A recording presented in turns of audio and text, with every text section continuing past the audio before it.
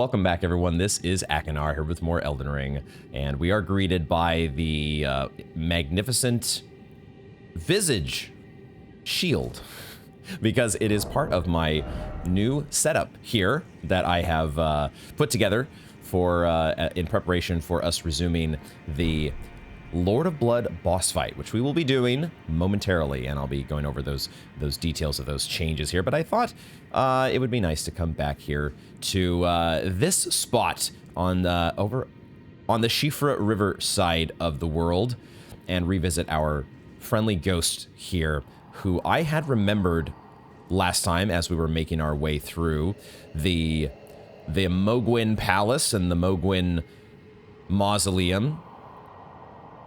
Grant me a seat at the table of the dynasty. Long live the Mohg dynasty. I had remembered this spirit, but I had just forgot to talk about him because there were other things on my mind. Vare and the Lord of Blood and all the craziness that we ran into before. But I did remember that we were given a hint a long time ago, a hint that I had no idea what to make of, because I think this was the first time that I had even heard of the Mohg dynasty, and I was like, what the fuck? Bro, what are you smoking? So, now that we know, it makes perfect sense. Hindsight always does, doesn't it? So, I also have been doing some backtracking. I did go back to Volcano Manor. We still had a couple open questions and mysteries here at Volcano Manor, and I think I have some answers. I've made some markers on my map to remind me of these answers, and we'll be getting back to those a little bit later on.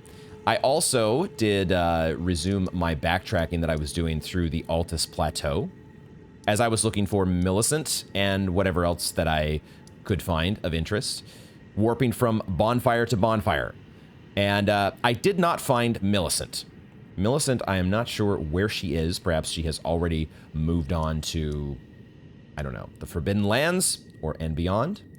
Who knows where Millicent is? Hopefully we will find her along with various other NPCs like Hyetta that I'm hoping we'll catch up with. I really would have thought that we would have found Hyetta by now. So I really hope that I didn't miss something with Hyetta, the Blind Maiden. We shall see.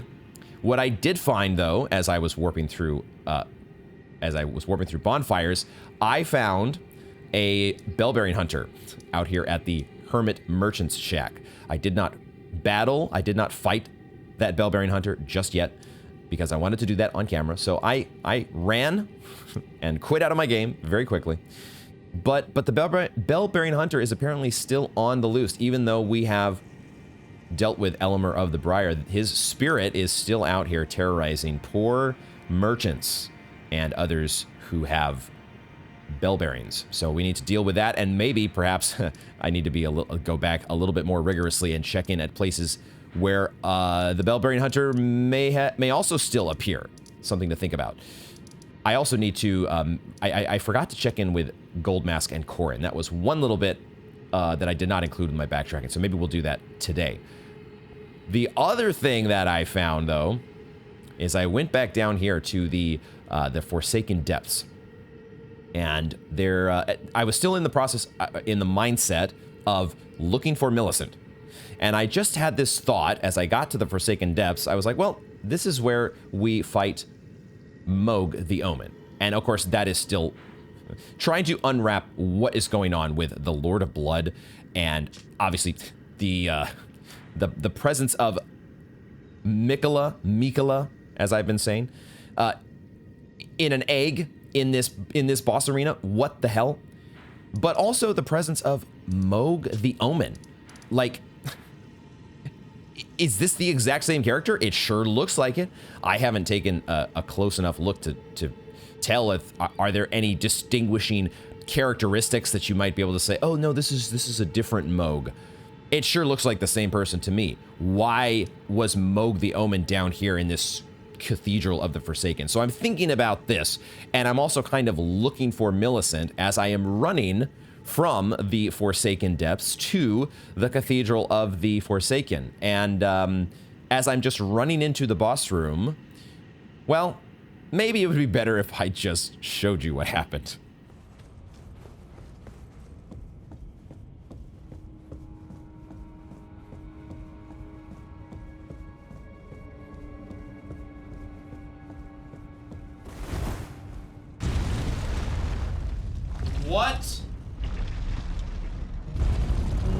What? What? Oh my god, dude. Shades of the Abyss Watcher's room. What the hell? So, once again, Elden Ring has a secret for me. I don't know how many frickin' secrets there are going to be in this video game that I miss. The count, what will be higher by the end? My death count or the number of secrets that I miss? Tune in to find out.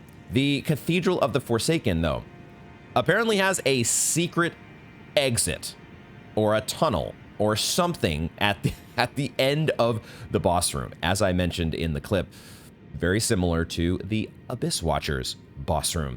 Although in the case of the Abyss Watchers, I want to say that it felt, at least to me, it felt very natural. It didn't seem like there was much of a secret to be found. It just felt very natural that there would be a progression through that boss room onto somewhere else. In this case, not so much. That felt like the end of the line. We're down here at the bottom of the Forsaken Depths, and it would not have occurred to me until I don't even know what was on my mind. Like I was trying to say, I was looking for Millicent, and I was thinking about Mohg the Omen and Mikola, and I ended up running to the end of the room. That's all I did. I just jumped, I rolled into that chest. I don't know why I rolled into the chest. I jumped over it, and all of a sudden, boom, secret. And my reaction, my stunned reaction. So, that is on our to-do list that we will get to after we resume our fight. We are going to at least give a handful of attempts here to the Lord of Blood. Because I want to try this out. That's really why I was playing off camera, was I wanted to adjust my setup in preparation for taking on the Lord of Blood once more. So what I have done, let's go through the changes here. I really liked how the Stone of Garank was working out.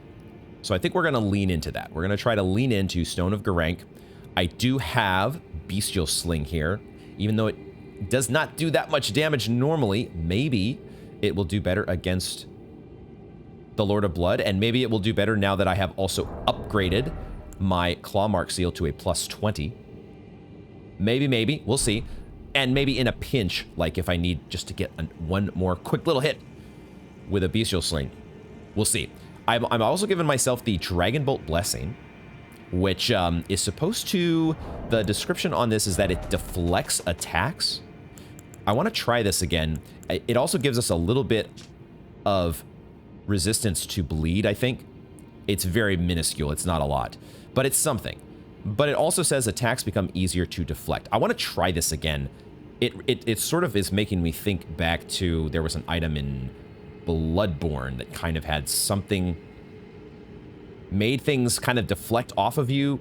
I don't remember exactly what item it was or how it worked. I want to see this Dragon Bolt Blessing in action again either way. I also have Poison Mist on here. I don't know how long Poison Mist is going to stay on here, but I feel like we did use Poison Mist against Mohg the Omen. And even though it is a very, very small amount of damage that is ticking away, I think it lasts a long time. So if it may add up over the course of a fight, and this fight, with as much healing as frickin' the Lord of Blood does with his curse, which, by the way, I will note, as I was watching it back, it finally occurred to me, it's not French or Spanish, it's Latin. Of course it's Latin, just like the Bat Lady singer was I think, singing in Latin. So, that is the language that he is using when he's doing his countdown. It is Latin. Where am I going here now that I am... we're trying to go through the rest of the build is what we're trying to do. I have also switched to the Visage Shield, which has better fire resistance. And it has better guard boost.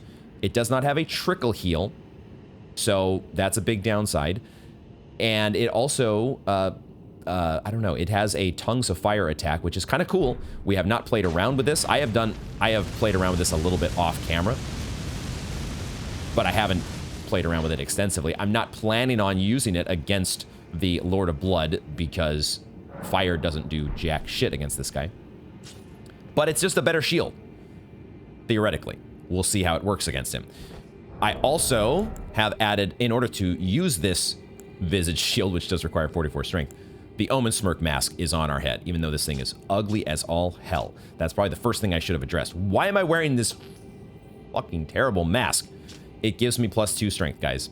And I don't want to use Rune Arcs yet. Maybe we will use Rune Arcs once we become a little more comfortable with the fight. We'll see. Here's my talisman setup. I have given myself extra fire damage negation, extra physical damage negation, and the shortened spellcasting time. So we have ditched the extra equip load talismans that we have been using for quite some time. And I have also changed my Flask of Wondrous Physic. We're limited with what the flask will allow us to use because we do kind of need to use this purifying crystal tier in order to not die. So there's like a our Flask of Wondrous Physic is being nerfed in this fight on purpose. I've switched to the Opaline hard tier. We're gonna boost damage negation even more. This could mean that we're going to be a little short on stamina. We're going to have to keep an eye on our stamina. If we're constantly running out of stamina, we'll maybe have to make an adjustment.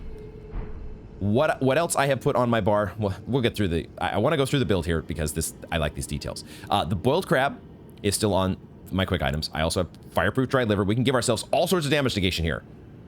In addition to the acid spray mist, which also does last a while on this guy. There's so many different buffs and debuffs here. I'm probably going to get really overwhelmed with the choices here. Now, one thing I do, this is maybe another thing I should have led with. I want to try the Albanoric pot. I don't think this is going to work because the item description is actually pretty specific in that it says throw to impede healing using a flask of tears. So I don't think that this is going to actually stop the Lord of Blood from healing at the beginning of phase 2 or when he activates his curse.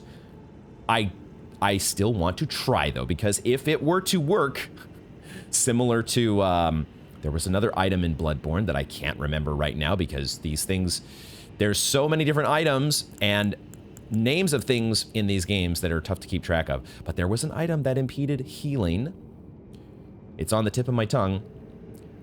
And we were able to make use of that in a particular boss fight in Bloodborne. But I don't think it's going to work here, but I still want to try it. So let's see if we can, with that, I think that is the summary of the changes that I've made. So why don't we get back to actually doing the fight here.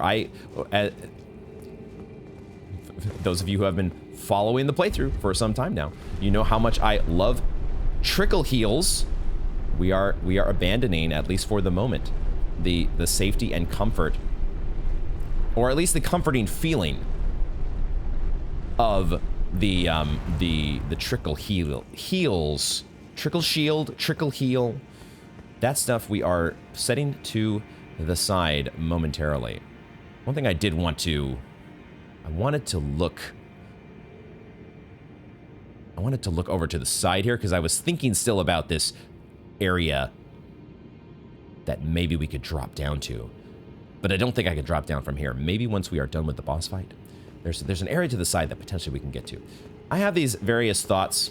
My brain is a little bit like, you know, the cat chasing the laser pointer. Sometimes I'm very easily distracted. We need to focus in on doing the boss fight. So let's do that. Let's see if I can sequence my, we want to get Poison Mist rolling from the start if possible. And the other things, I feel like I want to try to do most of this stuff at the phase change, but let's see if we can figure this out. For now, I'm not going to worry about applying a whole bunch of buffs. Let's just get back into learning the moves. It's especially the moves in phase 2 that we want to really be focused on. I don't think that Poison Mist was close enough to get him.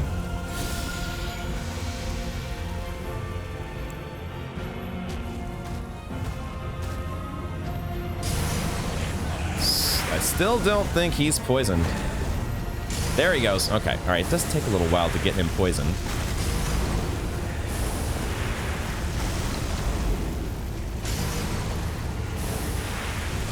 How much extra damage are we doing with... There's the RP walk again, of course. That looked very funny with him hitting the breakable pots there on the side.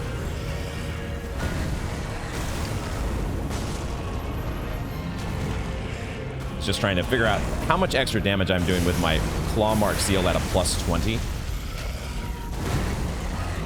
I'm out of FP. Need to drink. Also probably need to drink my healing flask here. Boy, that shield actually does very well, doesn't it? That is a pretty good shield here, guys. As long as I am actually blocking. At the moment, not blocking so much. That poison is still ticking away, so we have like this unbroken damage combo going, which is pretty cool. Bleed is starting to build up a little bit of a concerning level.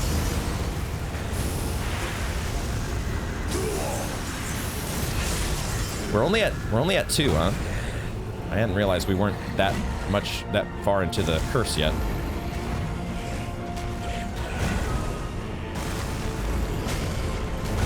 Way too early on that roll. Damn it. Okay. Yeah, that the presence of I still like saying Mikola. I like saying Mikola. It sounds fancier, just like Sullivan sounds fancier. I had made a couple notes about Mikola and the fact that we picked up some golden centipedes on the way up here, didn't we? And I had made note of at the time, like, huh, golden centipedes, why are those here? Those are normally, kind of in my mind at least, associated with Radagon. Do we have a tie-in to Radagon here? Yes, we do. Except Radagon is America, so...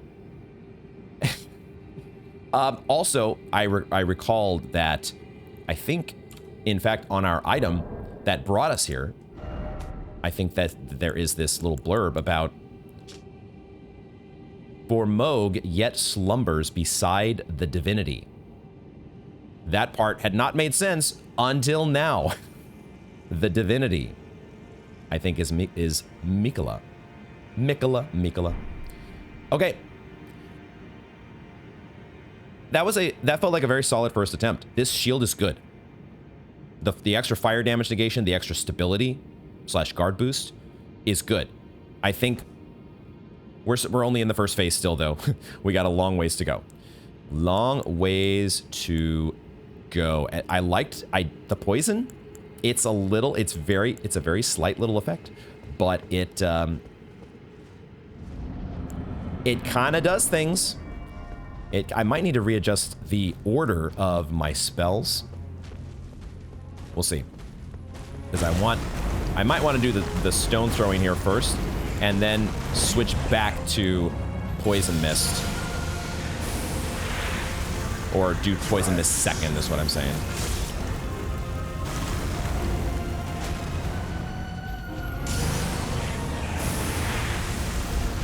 Yeah, the poison mist actually kind of... It stays in one spot for quite some time, and if you can just get him to stand in that spot, then you're good to go. Okay, you're doing side RP walk. Wait to fire my boulder. My boulder, my stone. Eat my stones. Eat my stones, dude.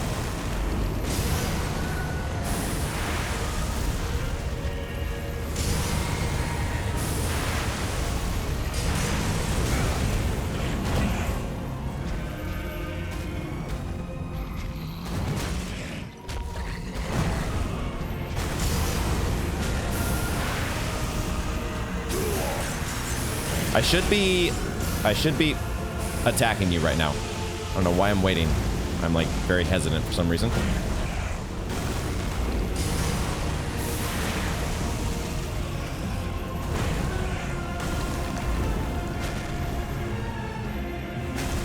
The RP walk. Oh, he walked back into it.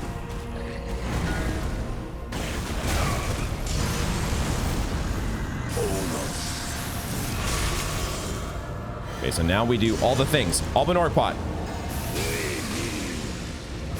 No. Alban Orkpot doesn't do shit. Doesn't do shit. But that was to be expected. I need a drink. So he's gonna heal. He's just gonna heal no matter what, guys.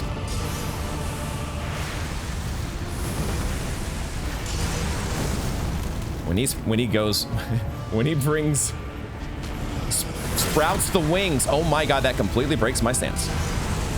But that's okay. If he doesn't capitalize on it, I need to find the attack openings here. I'm still kind of very much in awe of how cool this second phase looks. There are some similar moves, though, I'm starting to recognize when he goes Blood Flame Trident.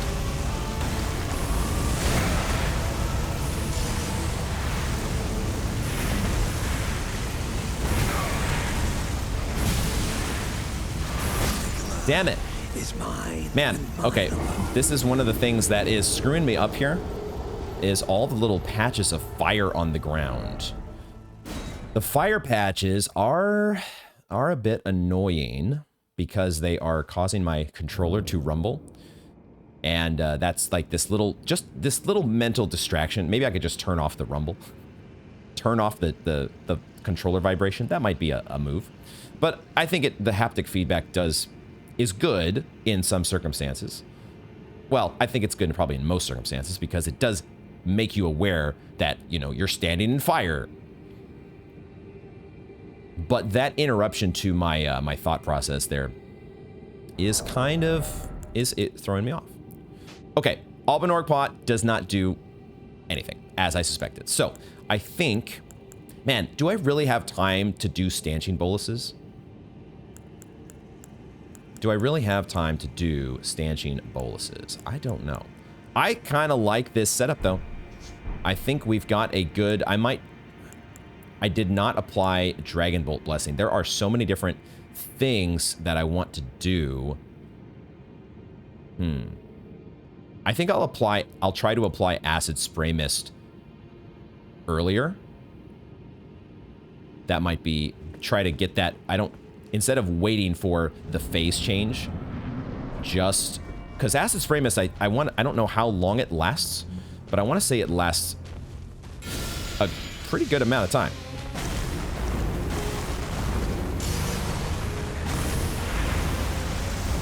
I think it is... I think it lasts a good amount of time. Let's see if we can get him to hang out in the poison cloud. Not quite long enough.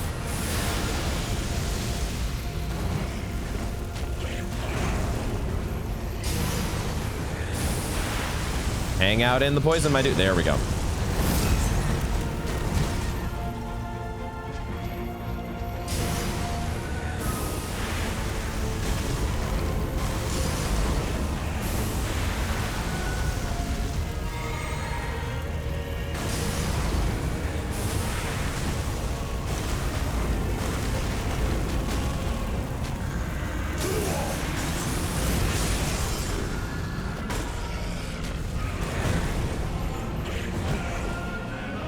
Get our stamina back. Whoa, I'm gonna have to drink, but we actually broke his stance. I do have a weapon. That is one little detail that I didn't go over, is the fact that I have upgraded the Golden Epitaph as just a lighter weapon option. So we could do a riposte theoretically. Let's do Acid Spray Mist here if I can get him into one more attack.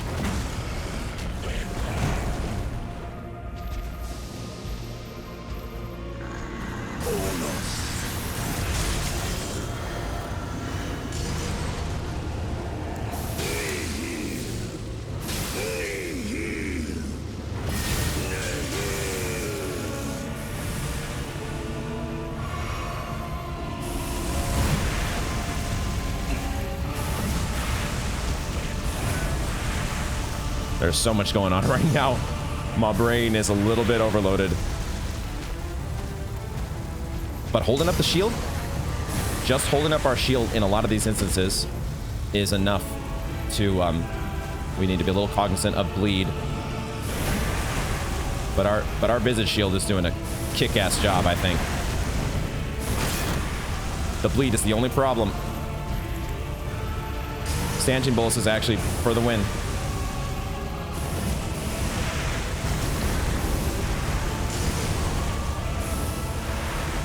Okay, I'm out of stamina. Let's get stamina.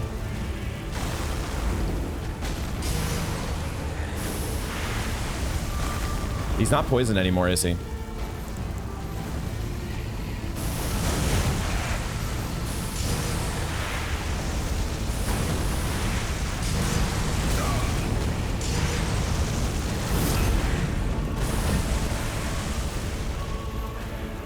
I need that. I was supposed to drink there.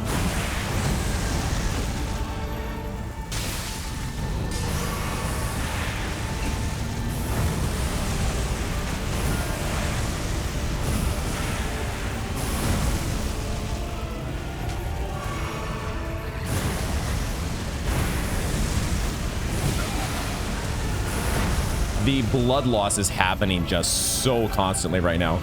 Holy shit, dude. Can I collect myself? For fuck's sake.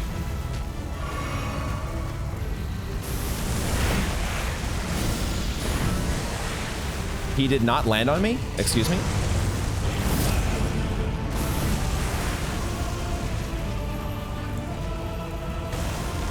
He is poisoned again. Holy shit, my heart is racing so fast right now. I'm not doing any damage to this guy, but we're sort of digesting moves. We're sort of getting used to the patterns of phase 2, which is progress, maybe? Holy shit, dude. What is going on right now? Please, throw some stones. Throw some fucking stones, for God's sakes.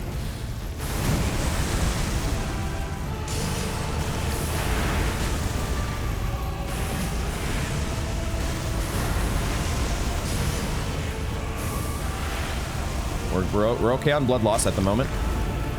I could maybe use a healing flask. Tough to say. Tough to say.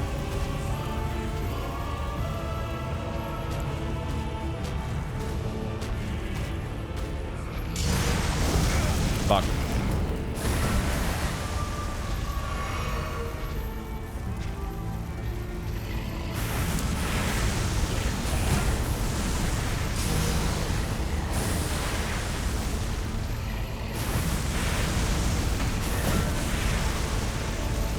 I already need to drink again. Oh, yo, this fight is stressing me out, guys. It's stressing me out. If we're far enough away when he does those double spins, then we're okay. We just need to have a little bit of distance.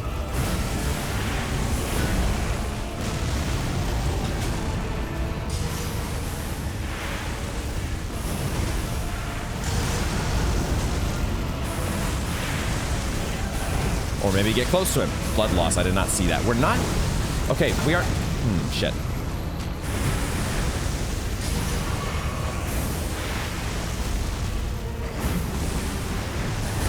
Damn it. Is mine and mine alone. Better. Still very, very, very chaotic. I should have checked to see how many flasks I had left there. Let's go to the site of grace. I think I want to make just a little bit of tweaking to the build here. Okay. I definitely was not... we definitely were not hurling enough stones in phase 2. But I feel like I was learning. I don't think I need to simplify just a bit. Let's simplify our spells. I don't think this Dragon Bolt Blessing... I wasn't paying attention to what sort of effect it was having.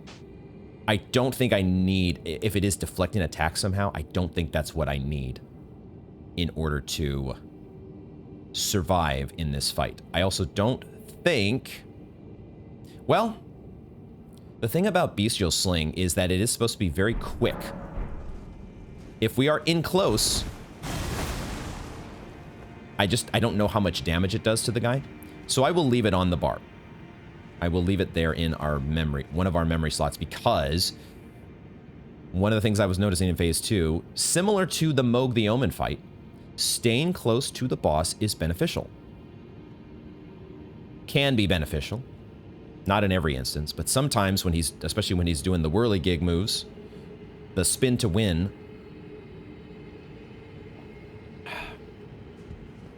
Do I want to change anything else? I think we're gonna stick with what we've got here. The poison damage, I don't know exactly how much it's doing over the course of its being active, but it's something. It is at least something, which I'll take. I was feeling much more comfortable with that second phase, though. And it's nice.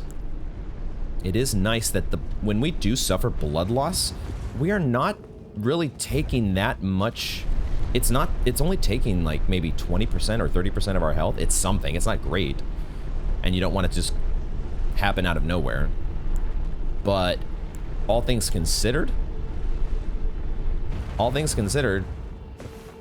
it's not having the biggest effect on the fight. So I don't know. Maybe I don't even need stanching boluses in my quick items. Ooh, let's take a little bit of a breath here. This is fun, guys. This is the essence, in my mind, the essence of playing a Dark Souls game. This is it. This is what it's all about. Mohg, Lord of Blood.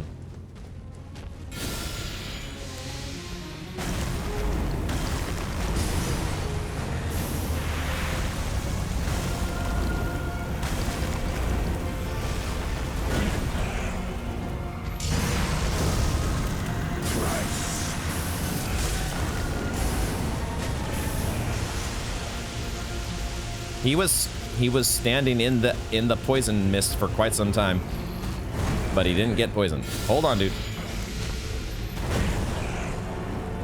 There we go. Okay. Just took a little time. I didn't even get to hit you with my stone. I didn't even get to land the single hit.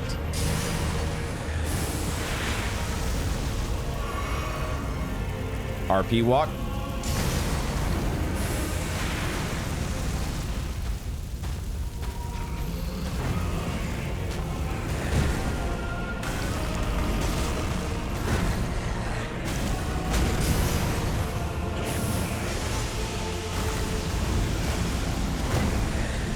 We've gotten so much better at I shouldn't say that. I shouldn't say it. Just keep doing the fight. Just keep doing the fight. Don't fucking think about how much better you've gotten at any particular move, because the moment you say that, you're gonna get fucking whacked in the face.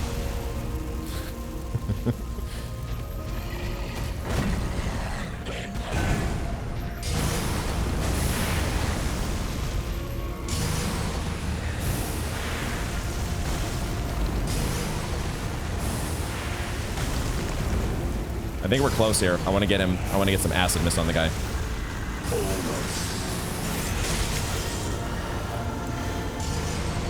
I didn't really mean to take a stanchion bolus.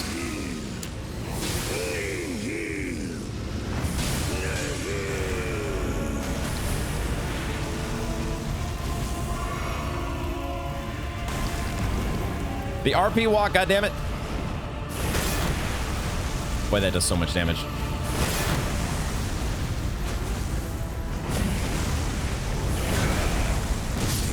Whoa, there's an explosion at the end. God damn it. Okay, okay.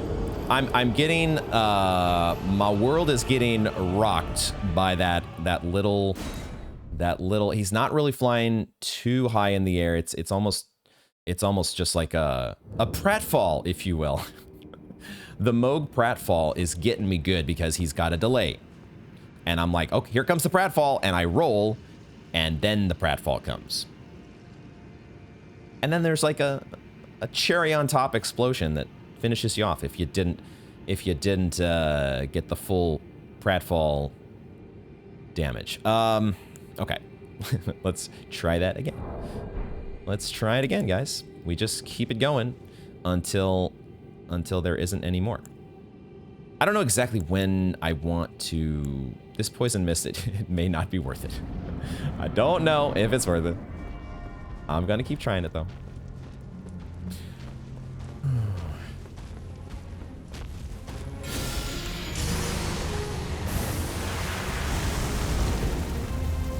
Come on. Come on, dude.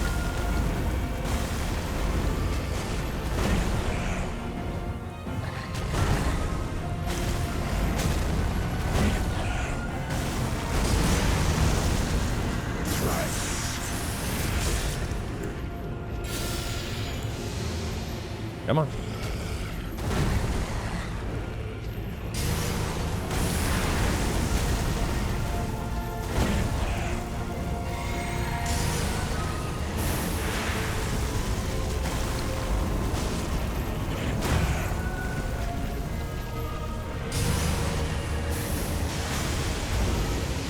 The other nice thing about staying close to him is that he will try to trigger these moves, like the one where he like pulls open the shower.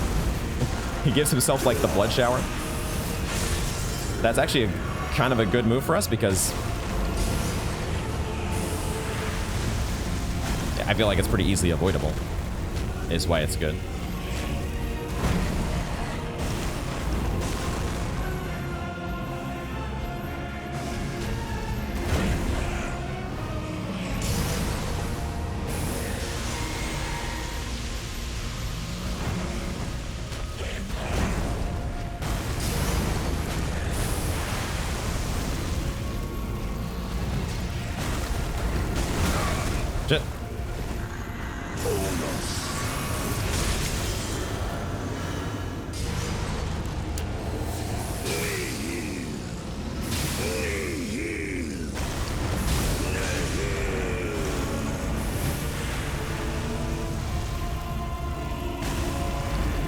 Stupid RP walk.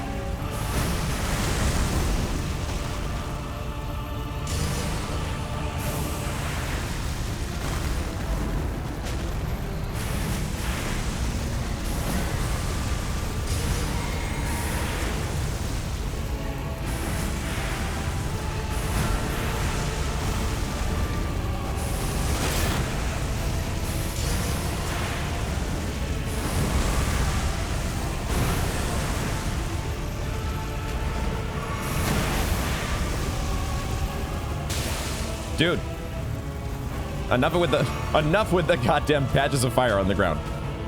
Oh, I need to breathe. I need to breathe.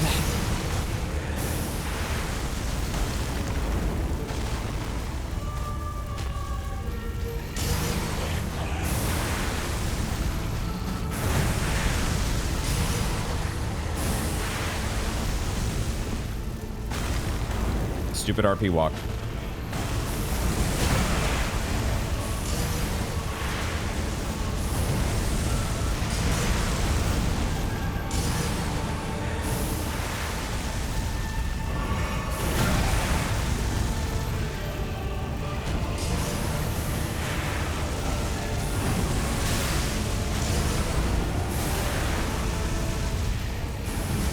I'm not drinking my Crimson Flask because I'm apparently trying to summon Torrent.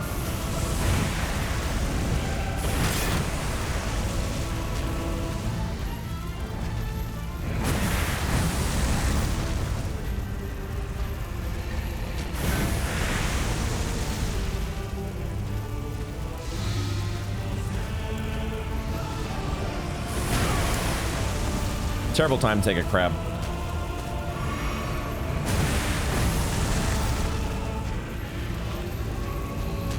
I'm too focused on items right now. I'm too fucking focused on items.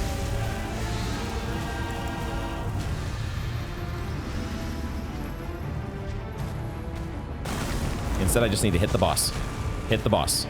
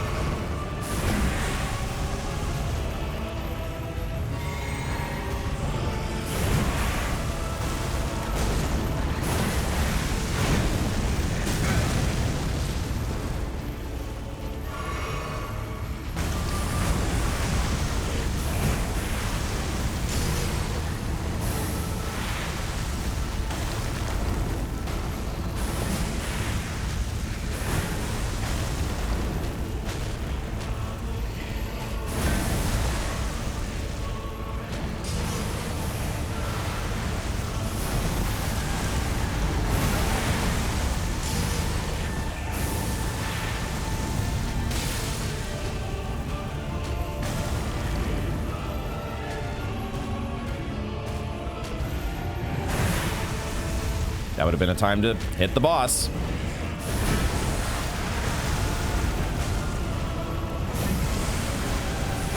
That's the one, man. Okay, okay. So he does an uppercut. He kind of does an uppercut. I think I had one cerulean flask left. One cerulean flask left. Does that mean we want to give ourselves one more healing flask? I think so. Oh, man.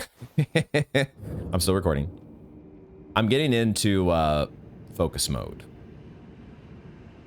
The intensity of the battle is... Ooh, you have to get into focus mode sometimes when you're against a tough boss.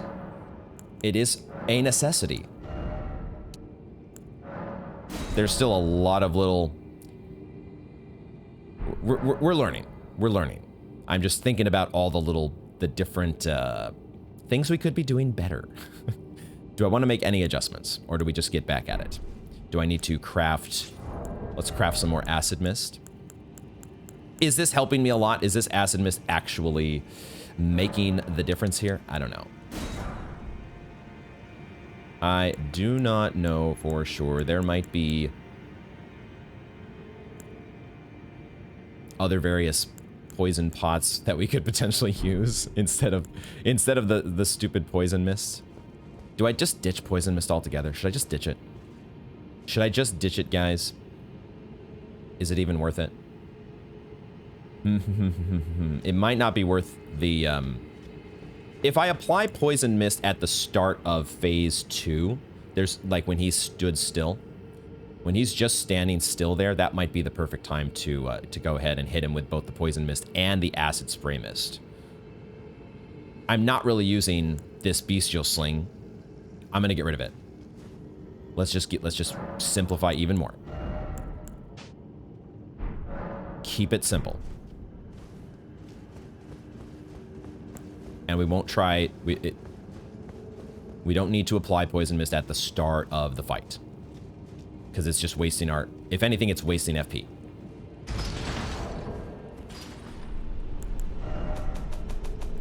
How much FP exactly is it wasting? It's 18 FP. It's not... nothing. The other potential thing to consider here is we could give ourselves a rune arc. The rune arc is something to think about now that we're getting some level of comfort, and that was a pretty good attempt. That was a pretty decent attempt. That would allow me to get rid of this ugly ass frickin'... Do I really want this on my face when I beat the Lord of Blood? Maybe I do. Maybe I do. I don't know. I think for now we focus on stones at the start of the fight. Stones to start. Ooh, this is so much fun, guys. I am having an absolute blast. A little too far away, I think. Nope.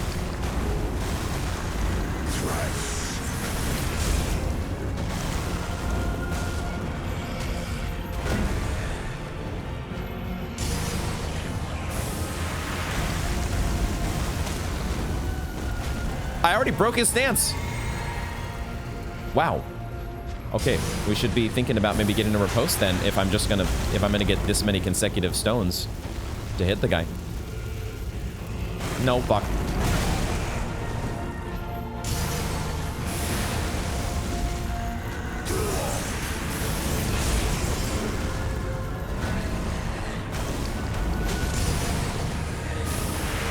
I shouldn't be going backwards. What am I doing?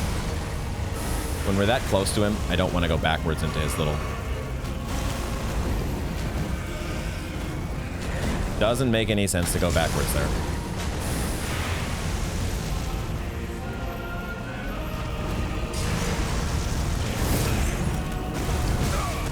Shit.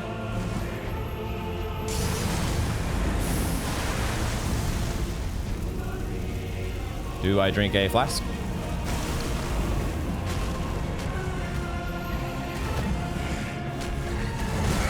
That was bad.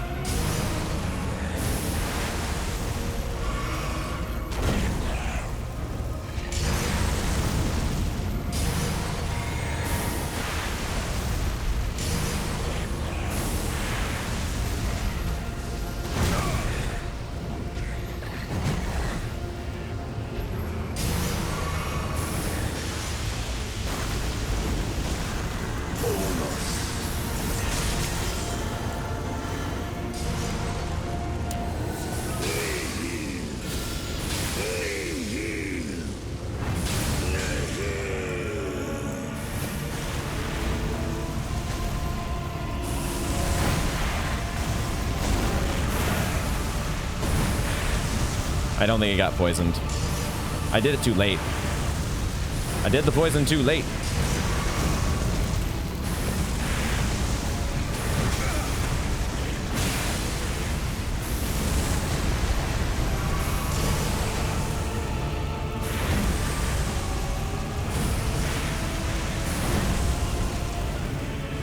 I'm in the middle of so much nonsense.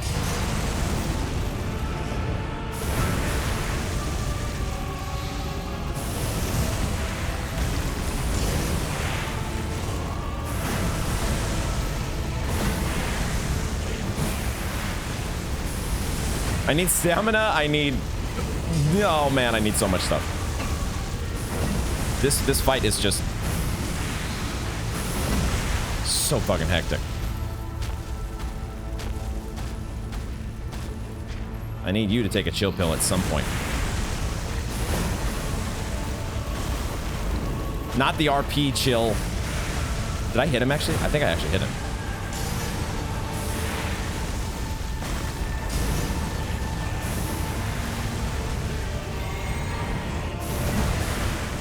Should have hit him. Should have gone for the stones.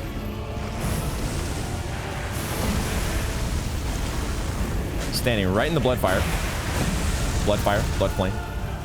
I need a drink.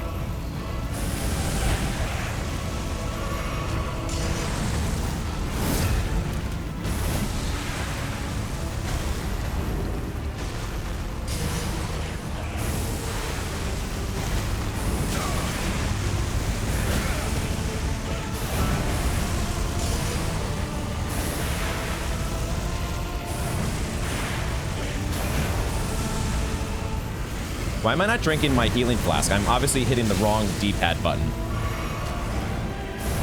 Which is really bad.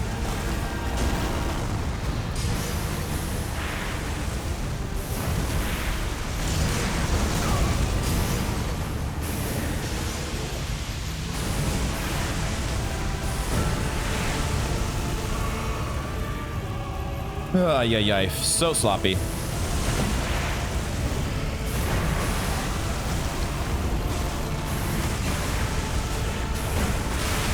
Man, I think the poison is actually adding up. I think the absence of poison is actually pretty noticeable now.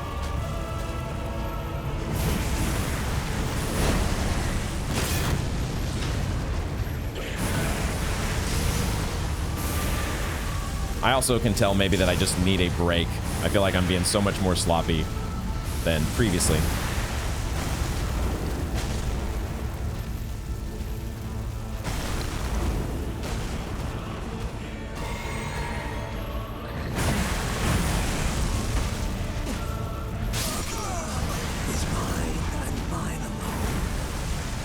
I definitely need a little bit of a break. We had that one really good attempt, which took so much focus. It took so much, it took so much of my mental energy that if nothing else, we need to go do something else for a little bit. Because, I'm frankly a little bit exhausted. This fight is so much fun. This build is cool, I guess. It has its moments. I think what we want to do, I think the correct course of action here is we're actually using stanchion boluses. So let's craft some of these.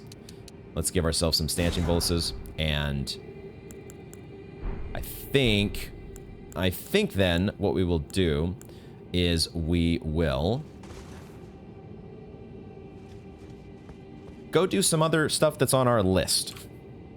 Because I need at least a little bit of a breather. I did say we were not going to be doing this fight, or at least in my mind, I had made up that we weren't going to do this fight for the entire episode necessarily.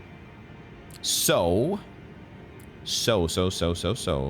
what we will do then, what we will do instead then is we will go and, I guess, do a different fight.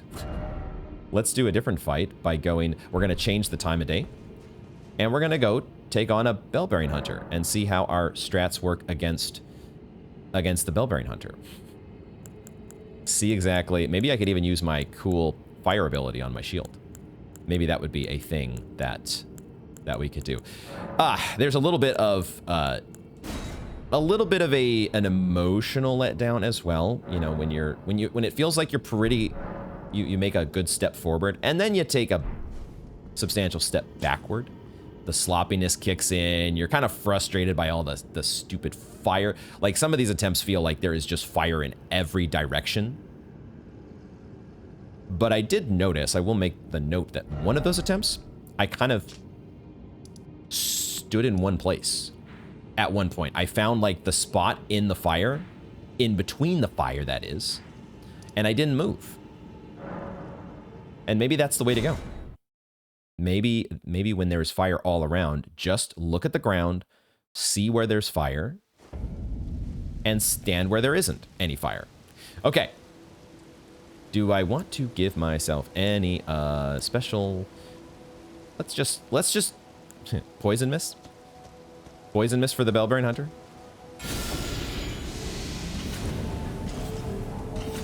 Do you get poisoned very easily? Do you get poisoned? You do get poisoned pretty easily. Okay. I'll take it. Boy, that... Wow, that does nothing to our shield. Okay, good to know. I'm liking this shield, man. Having such... This is kind of the point of having a great shield, is to just have uber stability. Uber damage negation, uber guard boost. So that none of your nonsense will face me.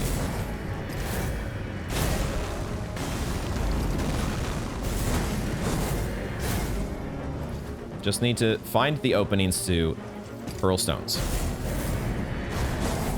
And once we do that, we're good.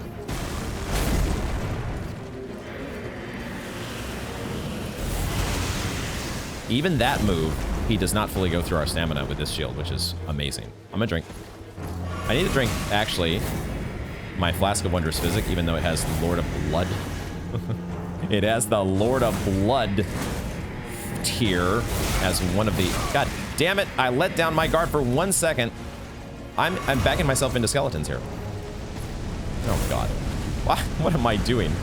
I've got Rancor Call. What the fuck, man? This is how you artificially... Oh, God. My holy pots are not... Fuck me. My holy pots are not...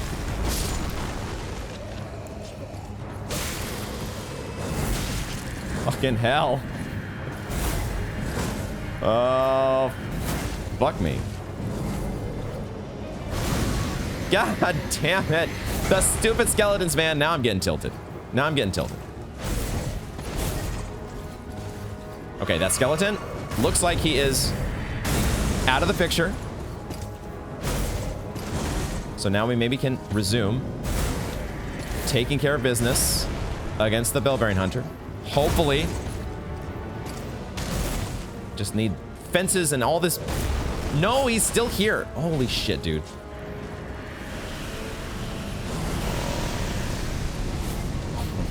I don't think I've ever seen one of the skeletons do that move, by the way. That is the first time I can remember that move happening. The only problem... Wait. Oh, wait, because I used the golden epitaph, the skeleton did not res? Is that what just happened? What a fortunate... I really only had golden epitaph equipped because this visage shield is just so damn heavy. And I was like, let me just make sure I have a melee weapon available when I am taking on the Lord of Blood, because maybe I run out of FP and I need the FP in order to finish the fight. Or not the FP, but I need an option. I need something that deals damage other than my Stones of Geraint if I run out of FP. So I had that equipped, and it just so happens that it's highly effective against those who live in death. This is probably not the optimal way to be taken on a Bellbearing Hunter, but I just don't want to change my build. I wanted to take a break. I want to take a break from doing the Lord of Blood without changing my build, because I want to be able to stay in, at least somewhat in the mindset of that we are going back to that fight. Come on, please. Please.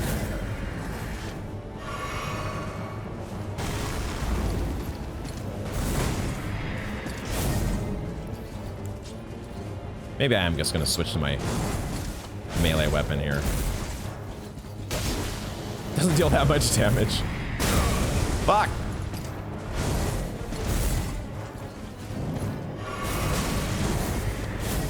I'm getting a little bit frustrated, guys. I'm not gonna lie. A little bit frustrated because I did it to myself. I mean, I'm playing against the Bellbearing Hunter with a build that is meant for a completely different type of enemy.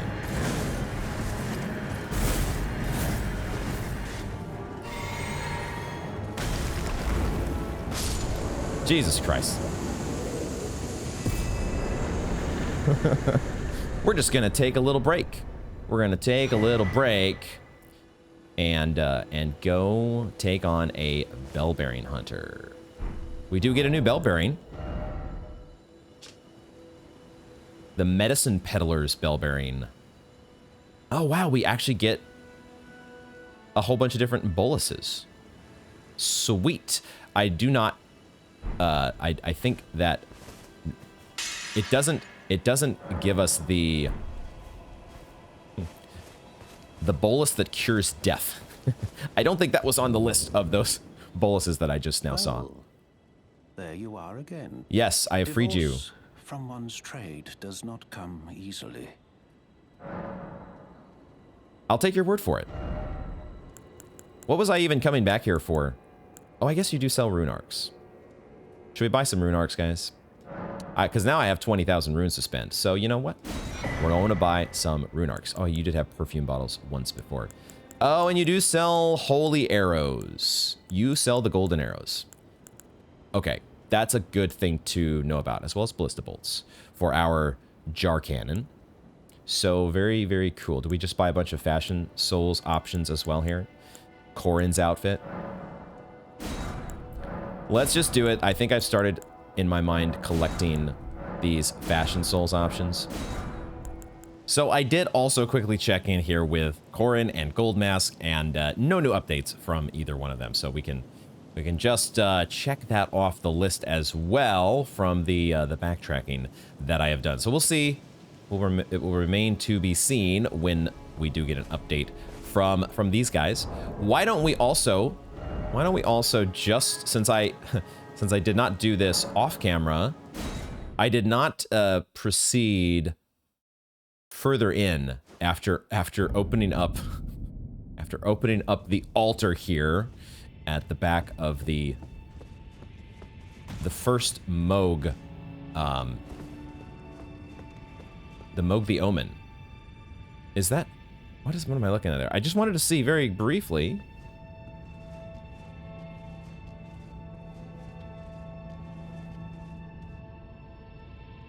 What in the world am I looking at?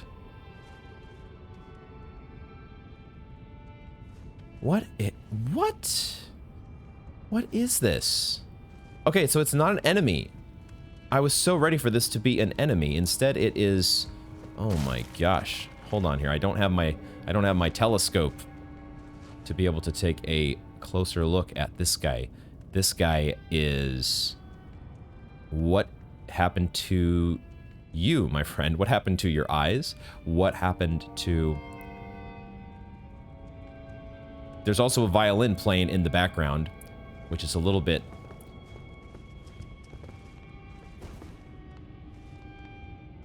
I started hearing enemy footsteps. What is going on here, guys? Okay, there is, as I suspected, there is what appears to be an entire other... Maybe this is the rest of the Landell catacombs, or I don't know exactly. This is a frenzy flame stone, a yellow ember. Why is there a yellow ember here? And what in the world happened to you all? You have... Do they actually have the... Dude, these are merchants, aren't they? These are merchants. They have the little back scratcher, and they have the... I originally thought it was a banjo. It sounds more like a violin now, but they all have the instruments along with the back scratcher bows. Oh, this guy's alive. Oh my god, that guy's alive. Guys, this is... Holy shit, it's a merchant catacombs. What? Guys, I just... At this point, I give up. I never know what to expect in Elden Ring. I'm never going to know what to expect in Elden Ring. This game just has too much weirdness. And that is definitely some weirdness that we are going to get to eventually. But not at this moment. I do want to resume this boss fight. Especially after I have taken a break now. Taken a little break, and boy. That is something to think about there. Who has been doing this to all the merchants? Is this where the Bell-bearing Hunter drags off all... They're behind the altar here with Mohg the Omen. What?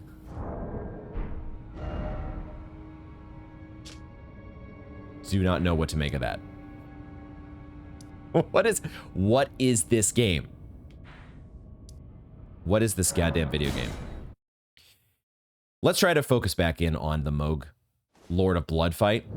I will make note, as much as I am liking the Visage Shield Stone of Garank, it is important to note that the Stone of Garank as an incantation, it's being most effective, I think, because we are getting headshots. I think it's because this just happens to fly when we have him walking straight at us. We're happening to hit him, and he takes a headshot. When he does not take a headshot, we're only hitting him for like 400 or 500 damage. And on top of that, he does the RP walk, and he just dodges our stone a lot of the time. So there's a possibility that we might want to do a different build. That we might want to go back to, and I think I am going to just try this and see. We're going to try the build that we did before against Mohg the Omen, which was Prayerful Strike. We're going to go back to the Icon Shield, the Trickle Shield, which means I can get rid of this fucking hideous monstrosity of a mask, at least for the moment. We'll see exactly what I want to do here, because if I leave... Oh, that's right. If I'm not doing spells, if I'm not doing the stones, then I can move the Radagon icon out of here and bring back the Great Jar's Arsenal. And now we can potentially be medium load once again, if I find the appropriate gloves.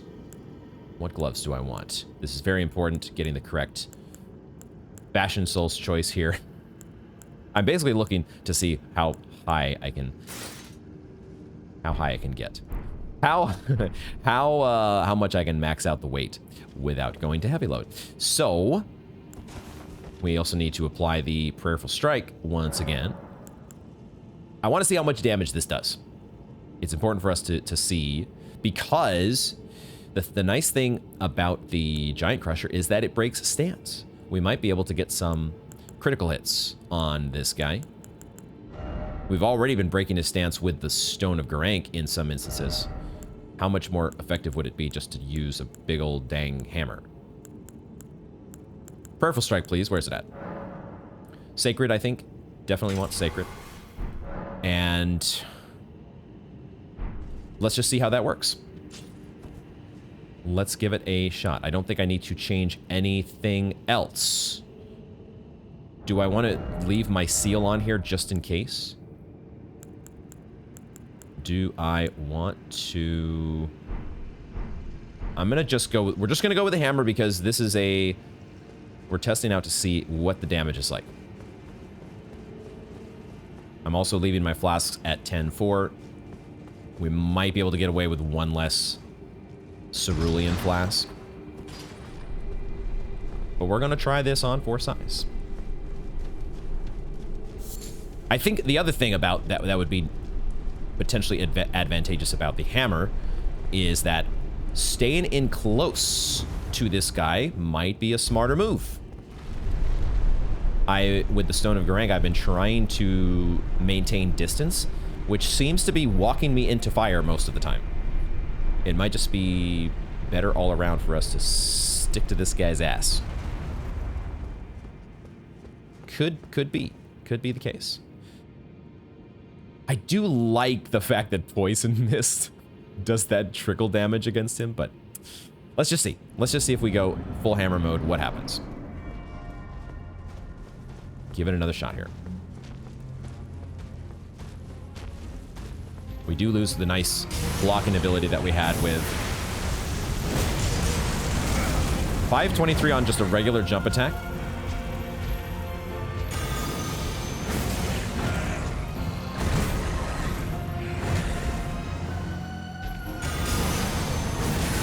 $982. It's pretty good on damage, guys.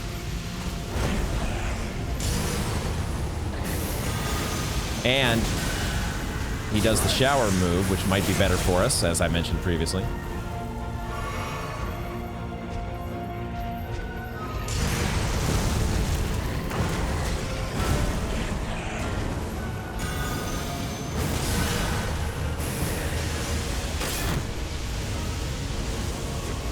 Not in that case. That time the shower move was bad. Oh, we already got blood loss.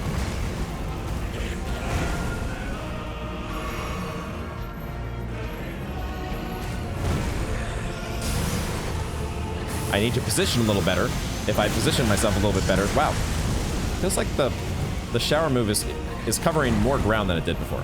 Is that just me?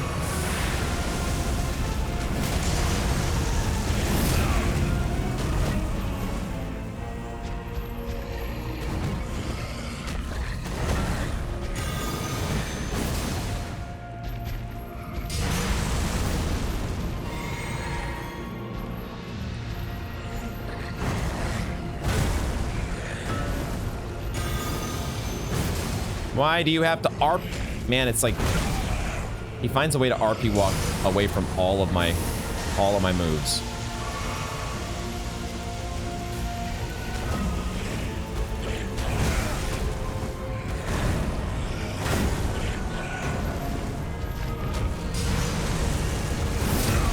Boy, oh boy. Okay, so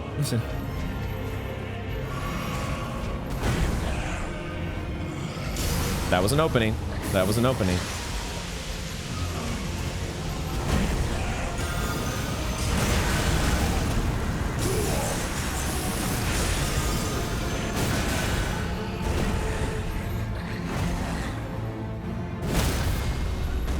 Okay.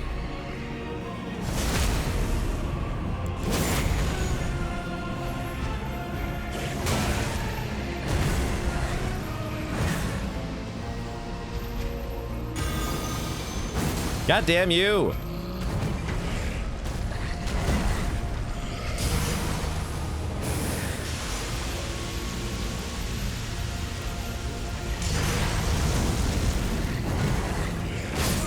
Damn it. Is mine and mine alone. Okay, guys, how do we feel about that one? How do we feel? Do we want to give that one another go? Yes. Yes, we give it another go. There was sloppiness, because now that we are staying in close to him, his moveset is quite a bit different. Or he's utilizing a different part of his moveset. And there was all kinds of sloppiness. I definitely... we can buy this boiled crab at... We can buy the boiled crab, correct? And we can craft quite a bit more of the fireproof dried liver. Not that much.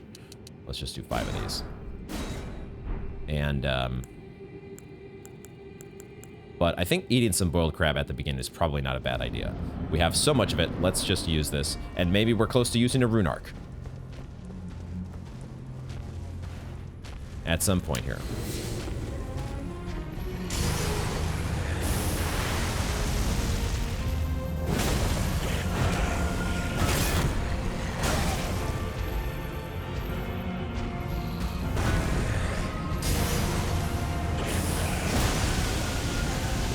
Yeah, see, I feel like before, I'm calling it the shower move. When he was doing the shower move, the down below the capital, I feel like I feel like I was able to like walk behind him a little easier.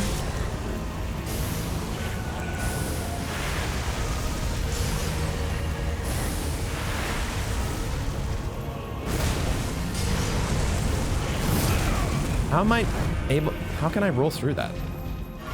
Where's my ability to roll through that shit?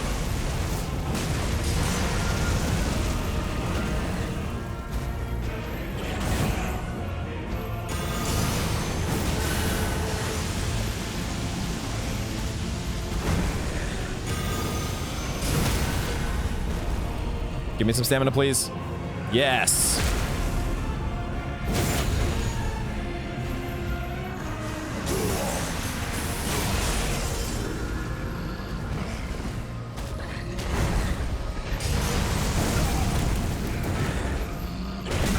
Nah, I was rolling through that. I disagree. I disagree.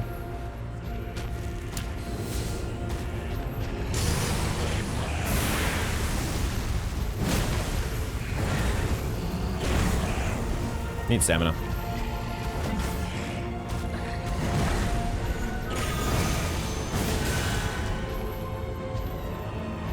Definitely need stamina.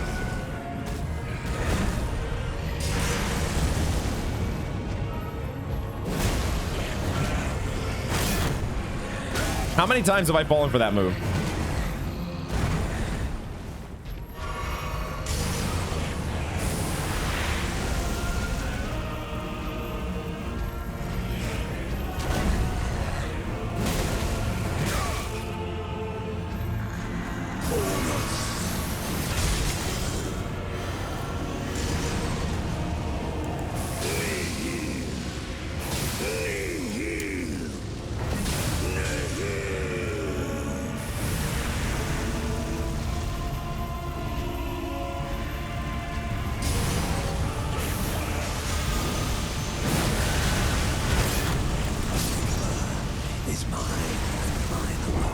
Not totally sure what I had in mind there, but yeah, I feel like the positioning, his positioning with the shower move allowed me in the previous fight, there was a space where I could circle behind him and I would not be in the shower and I would be able to get a hit on him. I might be misremembering that. I might be talking out of my butt. Is this a better build? Is this a better build? The one downside is that we are having to learn a different set of moves. Or a different combination of moves. We're gonna need Formic Rock here in a bit, potentially. Oh yeah, we already need Formic Rock. So there's a slight issue there with, I really don't want to be doing farming in the middle of this, so we might back off when we're using our spray mist. Well, we'll see how we go here. Let's give one more attempt with the hammer. It's nice that we get... It is so nice, though, that we do get... We break his stance. Don't like... Oh. See, right there? Right there, I felt we were pretty... We had our little blind spot, or safe spot, from the shower move. I remember what I was going to try, though. I remember what I was going to try.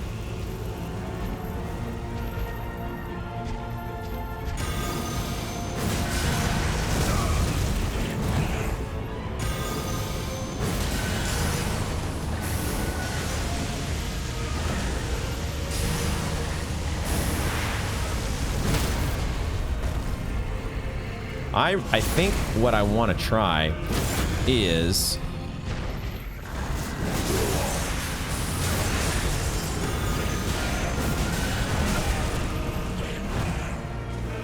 We'll talk about it after the fight. But I have an idea. We are breaking his stance, boys. Okay. Jump attacks, charge attacks, all sorts of fun stuff.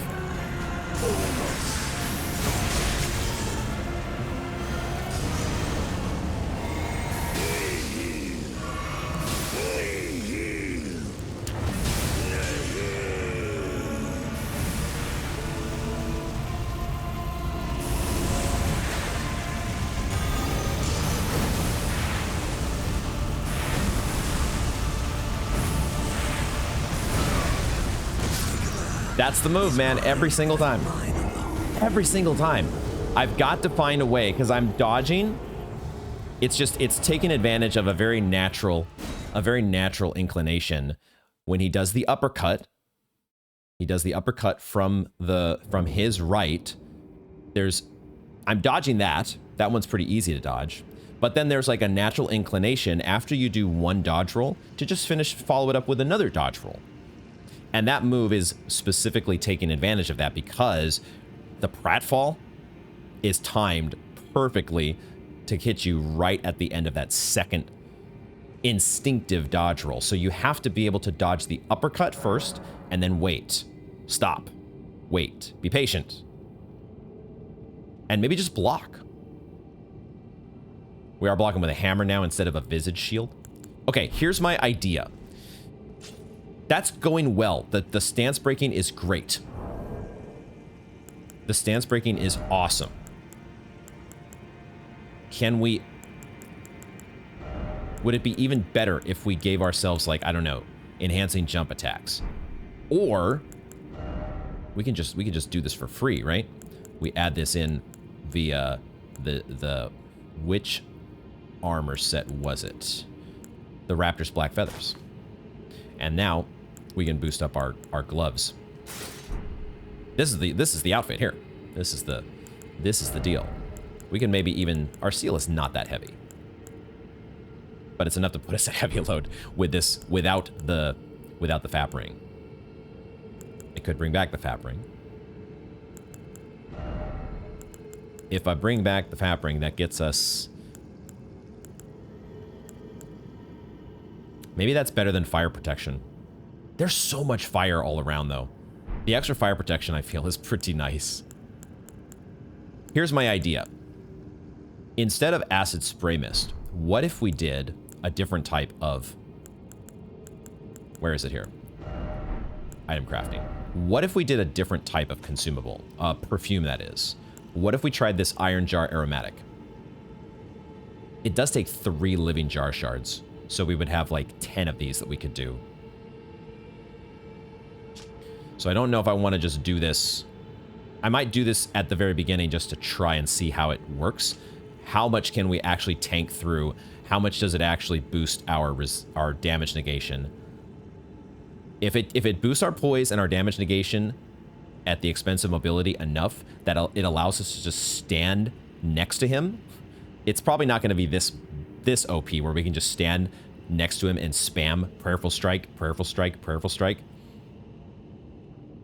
But I want to try. Let's do 3 of these to start.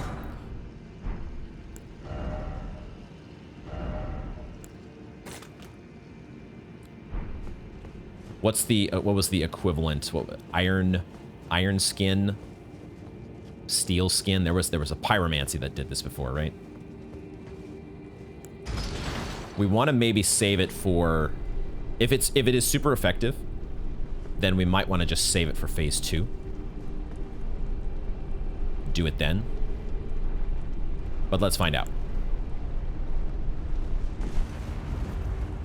The hammer build, though, might be ultimately the build that gets us over the finish. But it's that phase 2 that is so freaking insane. It is so goddamn insane. Making it through, because he heals, man. He heals. I hate that you heal, dude. Why do you have to do this?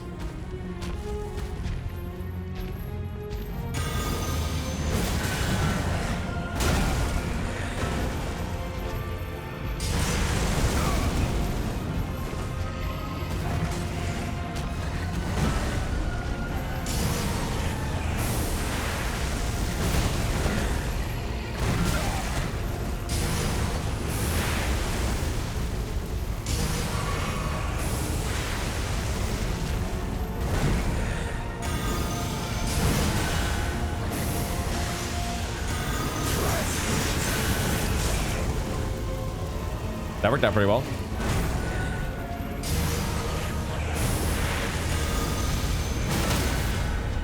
That worked out very well.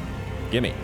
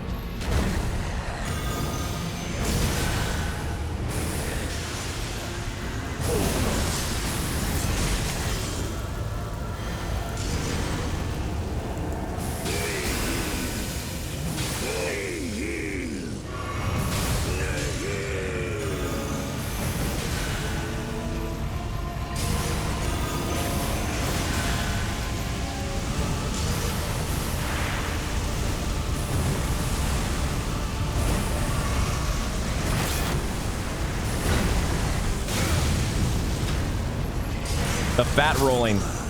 Okay. Yep. I didn't think about the fact that we would probably be fat rolling with the iron jar. That didn't go so well. Basically because I was just fat rolling the whole time. So if we use iron jar, we don't get to roll, basically. And it was not... We were still taking quite a bit from the fire, I think. It looks like maybe it reduces physical damage negation, maybe a lot. And doesn't do too much to the fire, so maybe iron jar... I didn't get really a chance to use it with... Did I get a chance to use it there with the prayerful strike? Second phase, man. This fight just might be too much for me right now. It might be too much. I might have to admit the fact that this is not a fight that I can currently get over the hump. Maybe that I just need to admit to myself.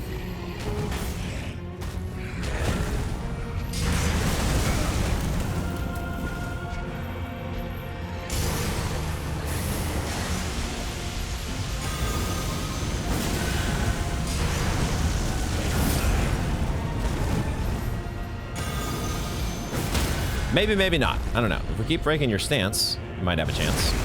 Unintentional rhyme. 537.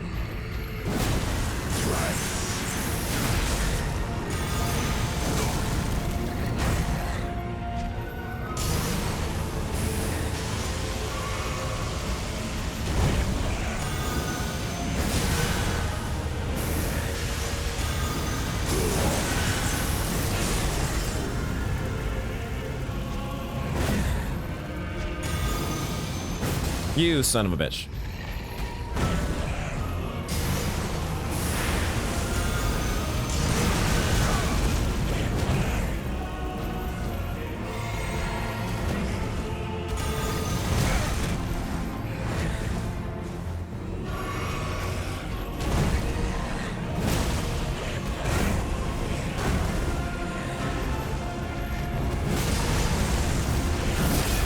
Where was my roll? I must have been out of stamina.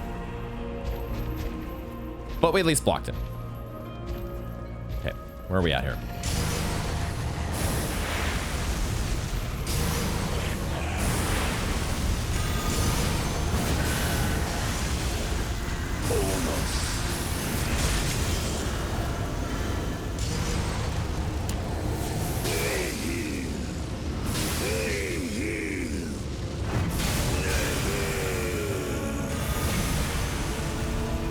He interrupted us. Like that was like the main thing that I wanted to see if we could avoid.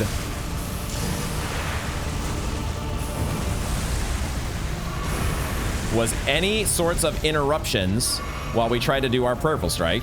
And sure enough, well. Oh my god. Okay. I don't Iron Jar Aromatic. I'm sorry. I'm sorry. You're out of here. We're taking too much damage still. I can't just face tank with this. It's not good enough. It's not quite good enough.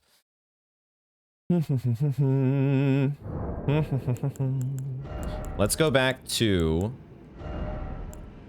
the acid spray mist, I guess.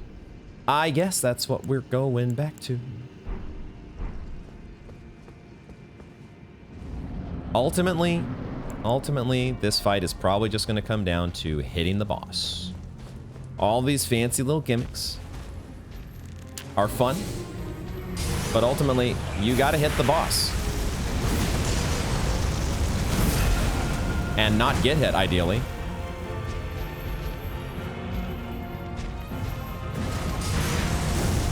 Am I not two-handing? Apparently not two-handing.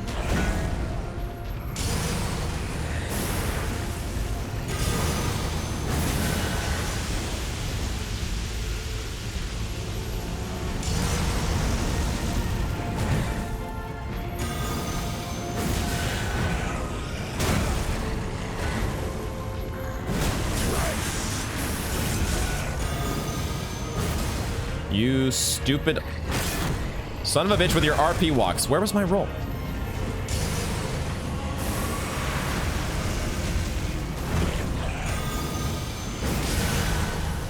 How have I not broken your stance yet?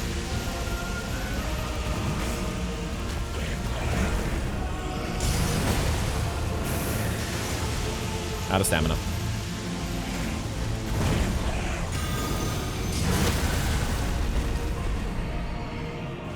Nice.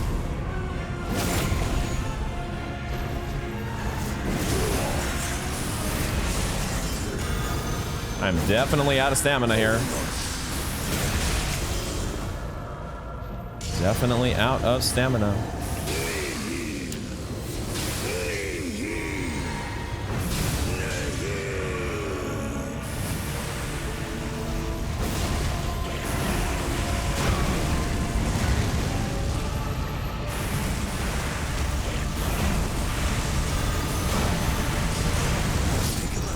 How is mine and mine alone? Dude, I feel like we've regressed. I feel like we have taken a step back here because I'm just taking way too much damage in this second phase. All right, guys, I've decided to go back to the boulder build, the stony build. I've decided. We are getting that, you know, it's nice that we're getting the stance breaks. It's nice that we get almost 1,000 damage from a prayerful strike. But even that you know, that prayerful strike is not hitting nearly as often as our stones could potentially hit. And it feels like getting in close to him, especially in phase 2, is dicey. It is a dicey-ass proposition. So we're gonna go back, and I have also gone ahead and used a rune arc.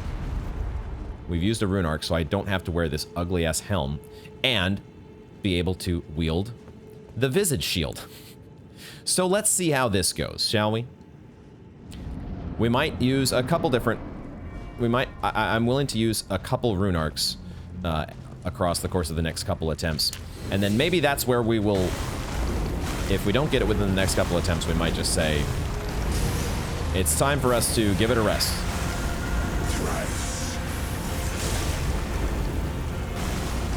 Out of stamina.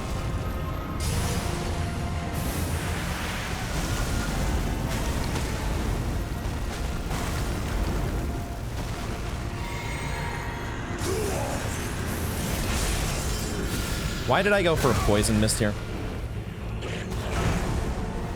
I don't know. If we're gonna go for poison mist though, we gotta get him to walk through the poison mist. I should not go for poison mist though until he hits phase 2. That's when I should go. Well, okay, we gotta start. We got the poison mist to start ticking away, so I guess I'll take it.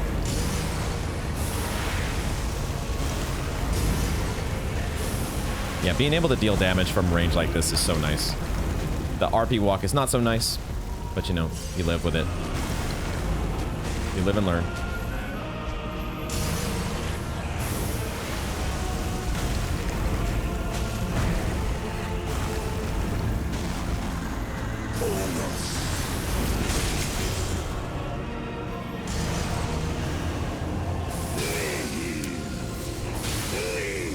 I was supposed to do poison mist here. Although we already poisoned him, so it's fine. It's fine. I need to drink my FP.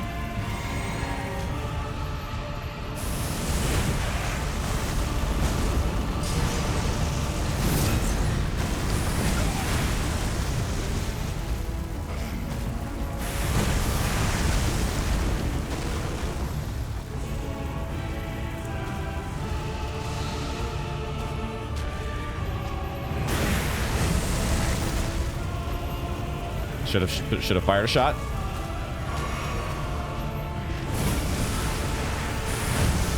Did we actually finally sort of dodge that move?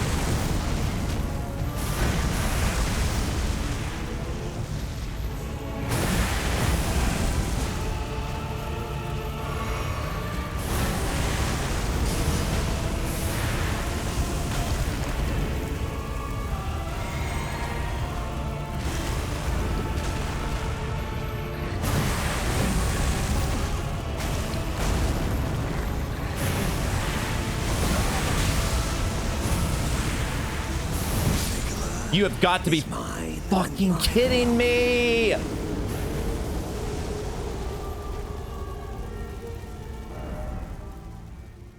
We got this, guys. But holy fucking shit, that's painful.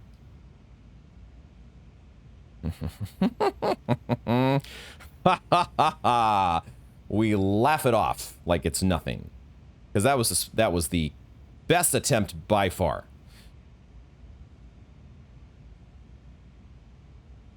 There was half of me that wanted to just keep spamming the stones, and maybe I should have. But there was the other half of my brain that's like, you start spamming in Dark Souls, that's when you get killed. And so I was like on the fence. Spam, not to spam. Spam, not to spam. And then he pulled out the move that we're starting to decode, finally.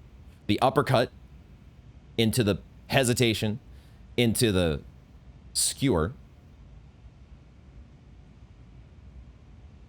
Holy shit, I'm shaking. I'm shaking because I thought that was the one. Now I need to collect myself. Collect myself to do another. We were in the flow as well. That should have been it. That should have been the one, guys. That should have been the one. We can still get this. We got 2 more acid spray mists. We're dealing. The damage negation is good. Everything is good. Everything is awesome. We just need to do it a little bit better. So we go again. Let's take another deep breath.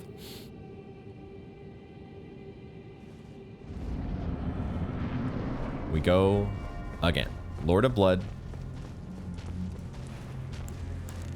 You are so going down.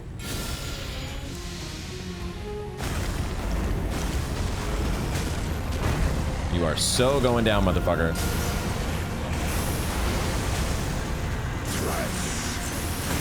Got him poisoned as well. Okay, good, good, good.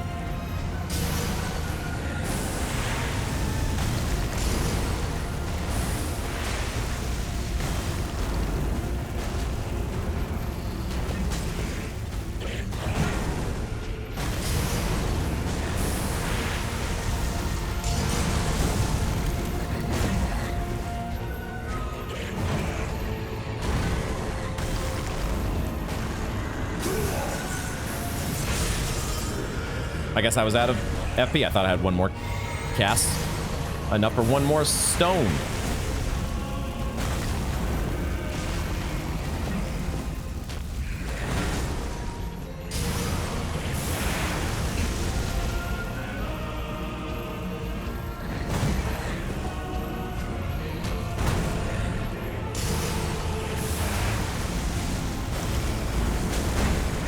Got the shield back up in time. Okay. Taking that a little bit more than I would like.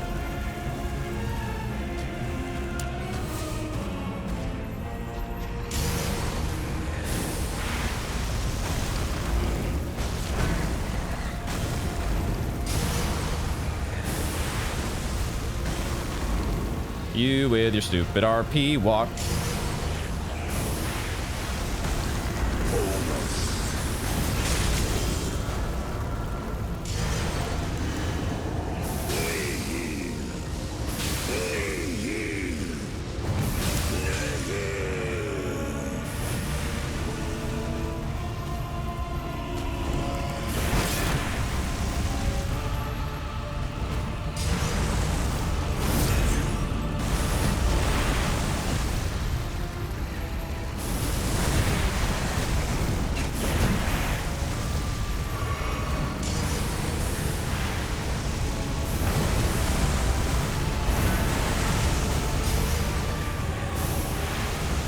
But I almost drank the wrong flask. I somehow did not hit the left on the D-pad, which is what my brain kind of borked, and I knew I needed to drink a cerulean flask. I went to do a healing flask, and then I misclicked, which was good for me.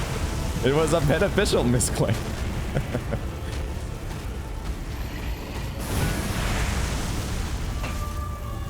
I need to get a bolus. Shield does nicely against that move, thankfully.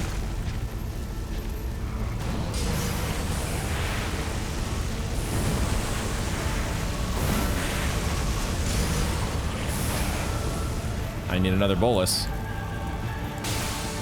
Oh well. Let's just drink.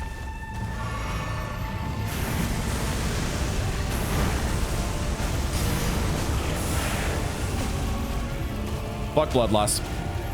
Who gives a shit about blood loss?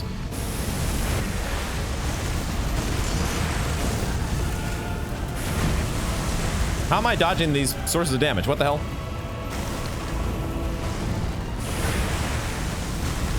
I'm about to get more blood loss here, but that's fine. I think it's fine, at least. I don't actually know for sure.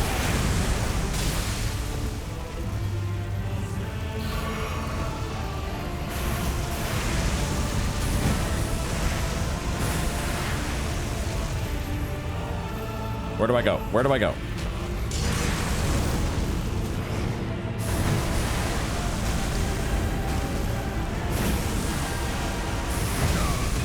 That stupid move. I hate it.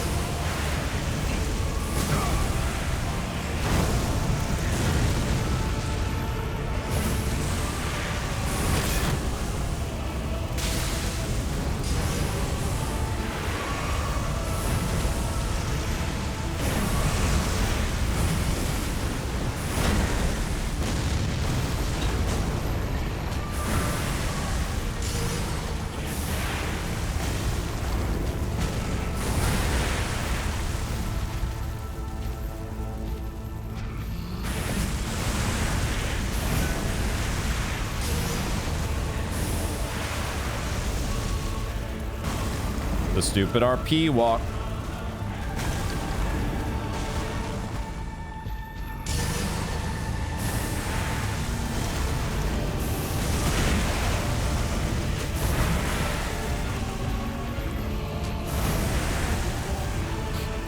I'm hesitating.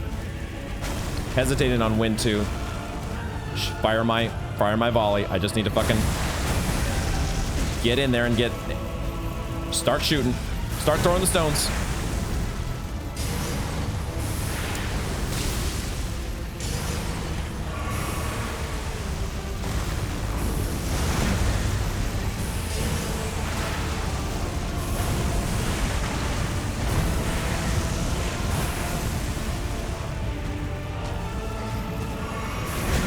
Fuck.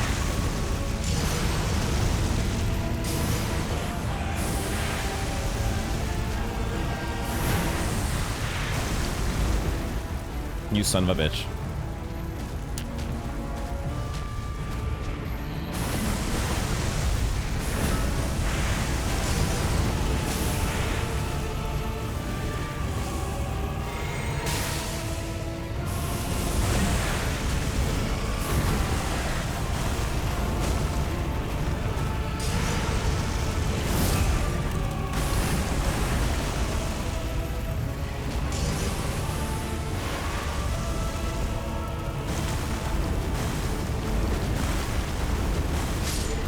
Get out of here. As clear as day. The coming of our dynasty. Mohg.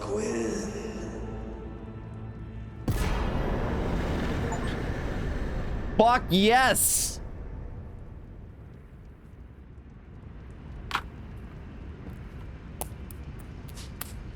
Let's go. Holy shit. Oh, I kind of want to just like jump around the room, guys. Would you mind if I did that for like, I don't know, 10 minutes straight? We could do a highlight compilation of Akinar jumping around the room. Oh my god. Oh, holy shit, dude.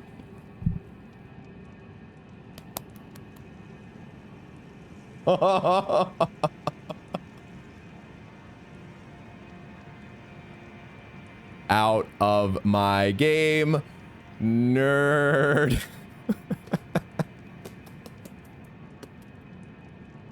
Oh my god, I'm so fucking pumped right now. Guys, we got Mohg's Great Rune. We got Mohg's fucking Great Rune. And the remembrance of the Lord of Blood.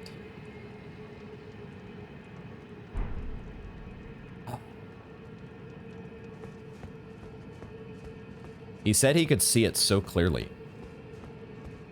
Did we just... Wait a second, guys. We have 500,000 runes. What? We have 546,000. What? I'm completely out of healing items. I'm completely out of FP items. We're just gonna take a moment here. I don't need to do this. I can just sit at the goddamn bonfire. But I'm going to do this just for... We're gonna enjoy a warming stone, guys. We're just gonna enjoy... We're gonna bask in the glow as we sit here and praise the tree with I guess Mikola's arm. Mikola. Holy shit. I am recording. Thank God I am recording. Because it would just, I don't know, I would quit the playthrough, guys. If I were to look over at my OBS just now and see that it had crashed, that my video card had crashed because it couldn't handle the Lord of Blood coup de grace. Well, we don't need to rest yet. I don't want to rest yet. Touch withered arm. There's something to be done with the withered arm. I also had noticed, of course, during the fight that there were fog gates that were blocking us from exiting on either side. What's the story here? Why can I not block with my shield? I can roll, right? I can roll, and I can. Is it because? Oh, it's because we have all of a sudden the pacifist rules have been enabled.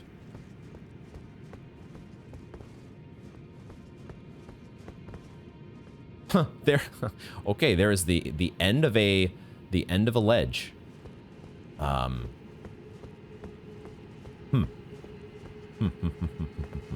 The end of a ledge, which is making me think. It's making me think to a painted world. I don't know why I'm thinking of a painted world. Dare I touch this withered arm with 546,000 runes? I do. I dare, because, well, guess what we can do? We have 5 sacrificial twigs. We can use one of them, just in case something goes terribly wrong. I will also sit at that side of grace. I'm gonna sit. Guys, I am so happy. We came so close. We came so close to biffing it again. I'm gonna give myself my lantern. Ah, not that. Lantern, please. Lantern and telescope. Gimme, gimme. Turn on my lantern. I don't know why. It just lights up my character better. I like how our lighting looks with the lantern. Oh!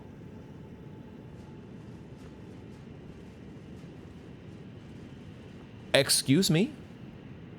There is a person here all of a sudden. That was the other thing that I was curious about. That I was sort of hesitating on sitting down at the bonfire, because I didn't know if there was going to be some sort of a character that appeared. Like, my mind is always a little... I'm always, like, thinking, like, am I not doing things in the optimal order here? Like, if I beat the Lord of Blood, is that somehow going to lock me out of some other content? Have I forever changed the world of Elden Ring by beating the Lord of Blood and ushering in the Mohg dynasty? Or ushering out the Mohg dynasty? What have we done? If I touch this withered arm, am I doing something that is irrevocably changing some other NPC's quest line? The beauty of a blind playthrough. You don't know exactly what you're doing. So you just gotta go with your gut. You just gotta follow your gamer heart. This is a person I do not recognize. I love your outfit, but I have no idea who you are. Are you in any way related to Mikola? Mikola. Ah. Were you guided here by kindly Mikola? I am Leda. And like you, I was guided by faith along his honorable path. Touch the withered arm, and you too will be transported to the realm of shadow where Mikola the Kind now dwells. My compatriots are there already. Like us, they have heard kindly Mikola's call. If you can find them, they are certain to lend you aid.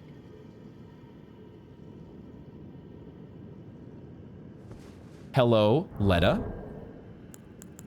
Hello. I don't know what we have to thank her for yet, so let's just do a polite bow. Maybe not the... We'll just go with the regular bow. Okay, polite bow. Nice to meet you, Leda. I love your outfit. You are saying that you followed Mikola here through faith, and now Mikola is in a shadow realm. Mikola the Kind. Okay. Okay, tell me more. Come now. Touch the withered arm and travel to the realm of shadow. I will not be far behind. May we meet again. Come now. Touch the withered arm and travel to the realm of shadow. I will not be far behind. May we meet again. That is such a great accent, the voice actor there. It's not the same voice actor, but I want to say it's a similar accent to the You Know Nothing, Jon Snow, which I can never do. I can never do that accent. It's such a great accent. Before we go to the Shadow Realm, I have to at least look at the end of this precipice. Why does this ledge go? Why does this ledge go over here? Is there something in particular that we are supposed to be looking at? I guess maybe the idea here is that there would have at one time this bridge would have extended over to Shifra and the Eternal City. Maybe. Okay. Nothing no items or any. I probably don't do it often enough looking down. But anything to be seen. Anything to be seen. It doesn't look like it. So, I guess we're touching the withered arm. And seeing where this takes us. As Leda has instructed. Touch withered arm. Yes. I have not spent my 546k runes yet, but I am wearing a sacrificial twig, so it's fine. Everything is fine. Almost always in these instances, there is an initial sight of grace. Wherever this is, we have not yet gotten a title card. Title card. Title card. Re-enable my lantern here. Into the Shadow Realm, huh? What does that mean? What does that mean? The presence of Miquella, I still don't know if I fully have talked about it. I was so eager and anxious to take on the Lord of Blood, I was very much in boss mode. But as I was off camera thinking about things, Miquella, there's a connection to many things, obviously. Miquella is connected in many directions. Oh, boy. Oh, shit. Oh, shit. Oh, shit. Guys? Okay. Okay. Wow. I am wondering at this moment, have we entered into the DLC? That's what I'm wondering. Have we actually entered into the DLC? Gravesite Plain. The reason that I am wondering if this is the DLC is because this, I think, is a loading screen. Whatever this is, whatever this tree is.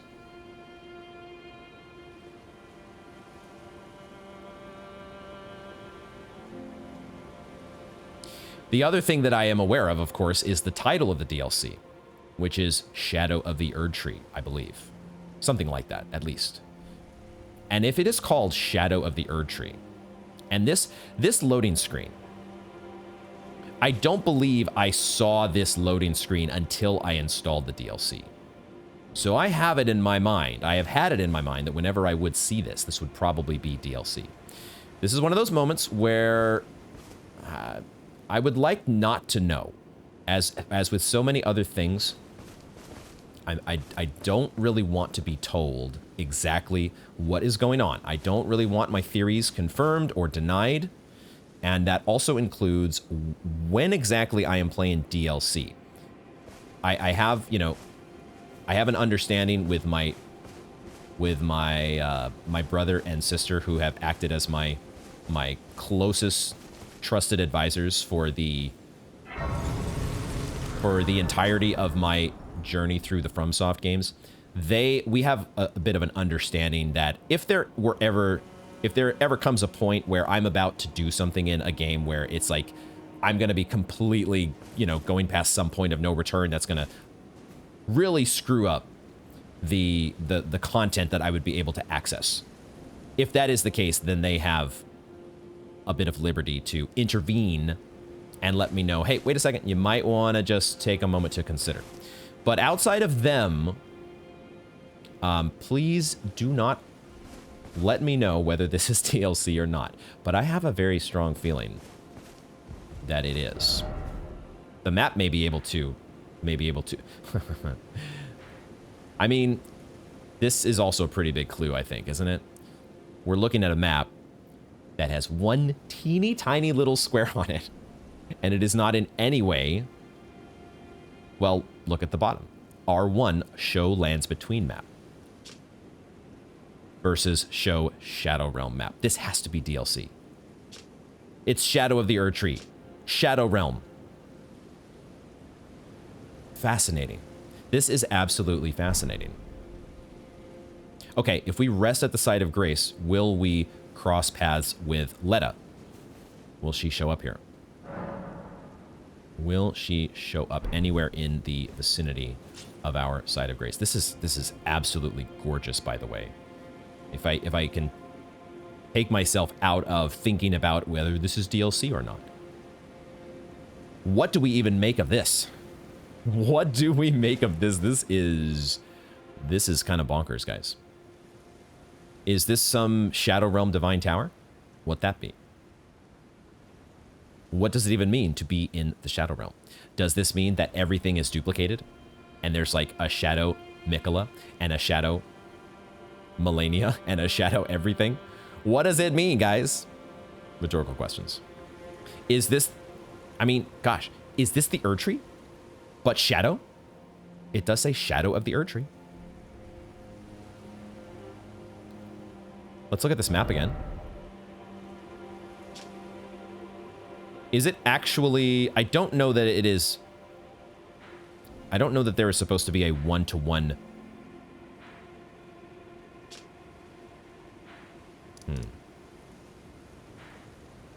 I have this idea all of a sudden that I've been planted in my head that this is like a shadow version of the Erdtree, and all of these buildings in the vicinity could be like shadow versions of the capital and Leyendell and all this stuff, but I'm not so sure about that.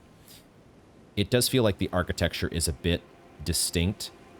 At least on the first pass here, I am not like this building here. I can't say that I've seen this building before, but I'm also not sure. I kind of want to go back to the capital maybe and compare notes.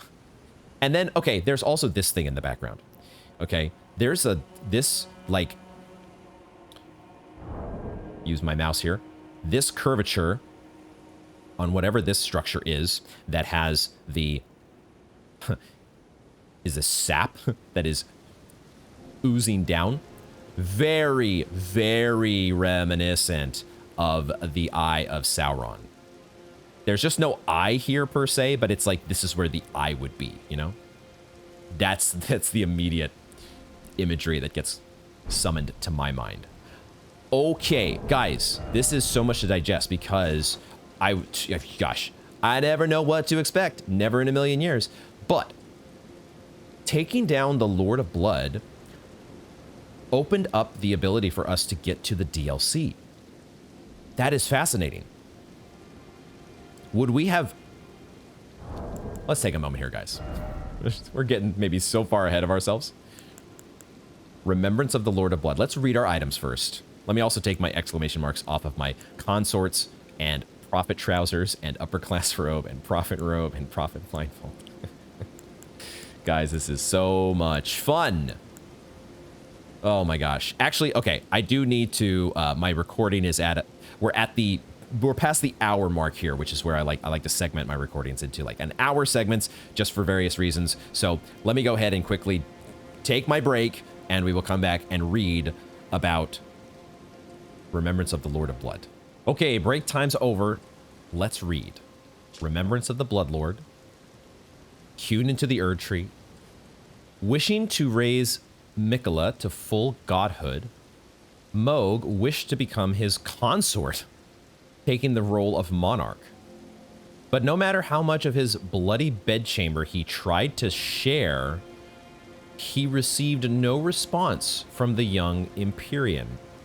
Oh, there is so much wrapped up in those couple little sentences.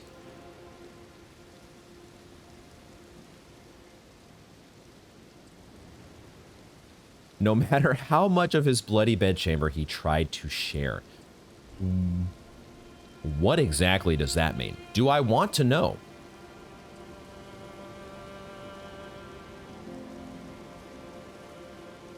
What in the world?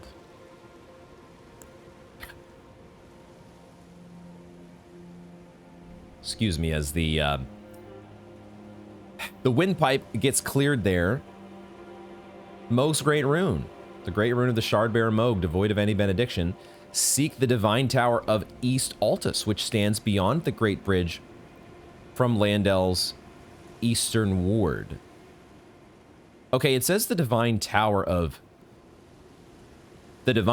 East Altus, which stands beyond the Great Bridge from Landel's eastern ward. Okay, we'll think about that in a moment. Is that really talking about the same Divine Tower that we went to for Morgoth's Rune, or is it really referring to that one tower that was out in the middle of nowhere that we warped to? That's the one I think it might be. This business with the bedchamber, though, I am gonna have to think about that one. Miquella. I still don't think I got around to saying it, but Miquella has been one of these figures that I just kind of... I assumed that eventually we were going to reach Miquella. That we were going to get to Miquella somewhere in the land of the Haligtree, right? We have this... Go to key items here. We have this half of a medallion from Latenna in order to get to the land of the Miquella's Haligtree or Haligtree.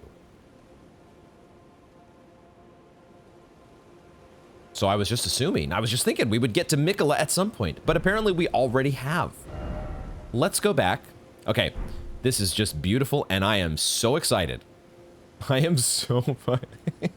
I'm just geeked in general, guys. I'm geeked that we got the victory against Lord of Blood, which I wasn't sure was going to happen. And I'm geeked that all of a sudden we have access to the DLC. Holy crap.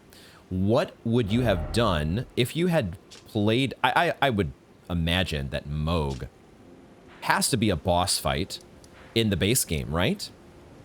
Maybe, maybe not. Maybe all that we just did with all of this Mohgwyn dynasty, Cocoon of the Empyrean. Look at that. Miquella is in this boss room. I'm presuming that Leda will have moved on, as I figured. So, okay. Could we touch it again to warp again? I guess we could. Okay. To the Shadow Realm. This is so crazy, guys. What in the hell? Let's go. Yeah, is this... This is what I don't want to know for sure. I don't want to know for sure if this is DLC. Seems pretty clear to me once we go into the Withered Arm.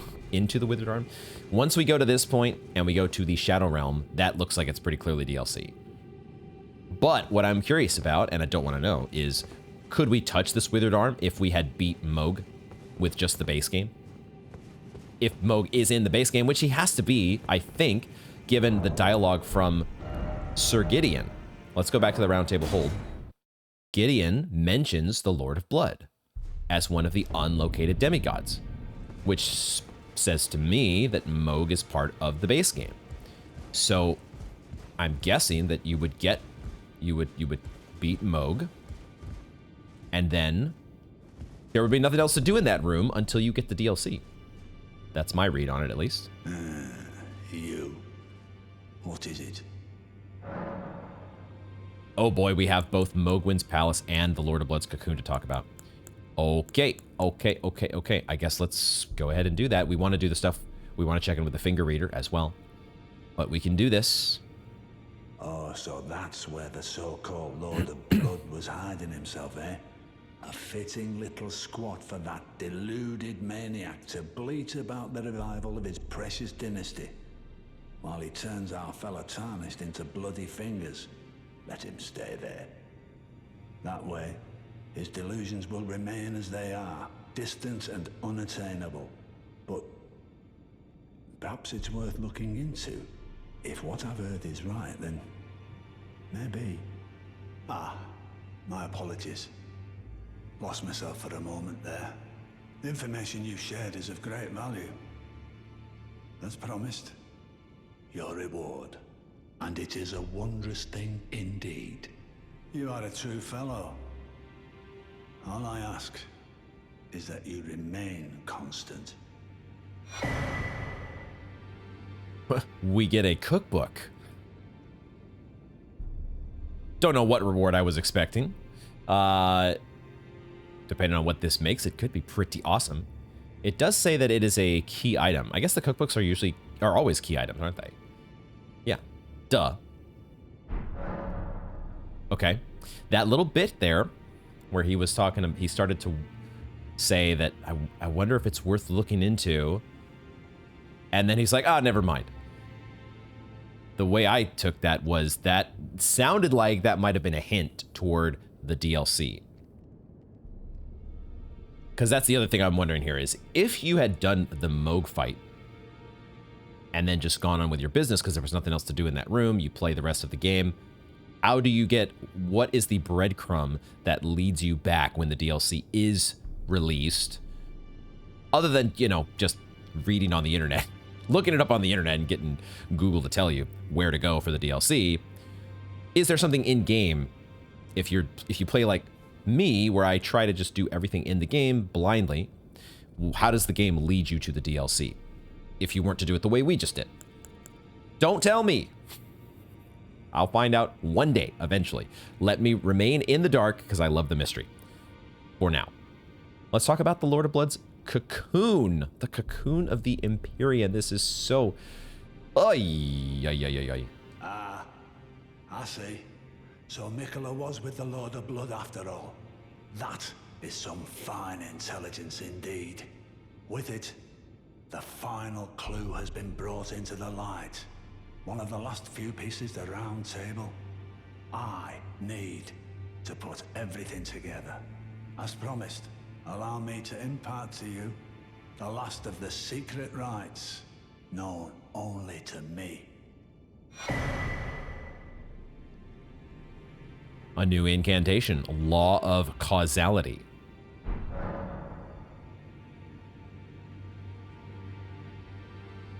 He was really interested in that piece of intel.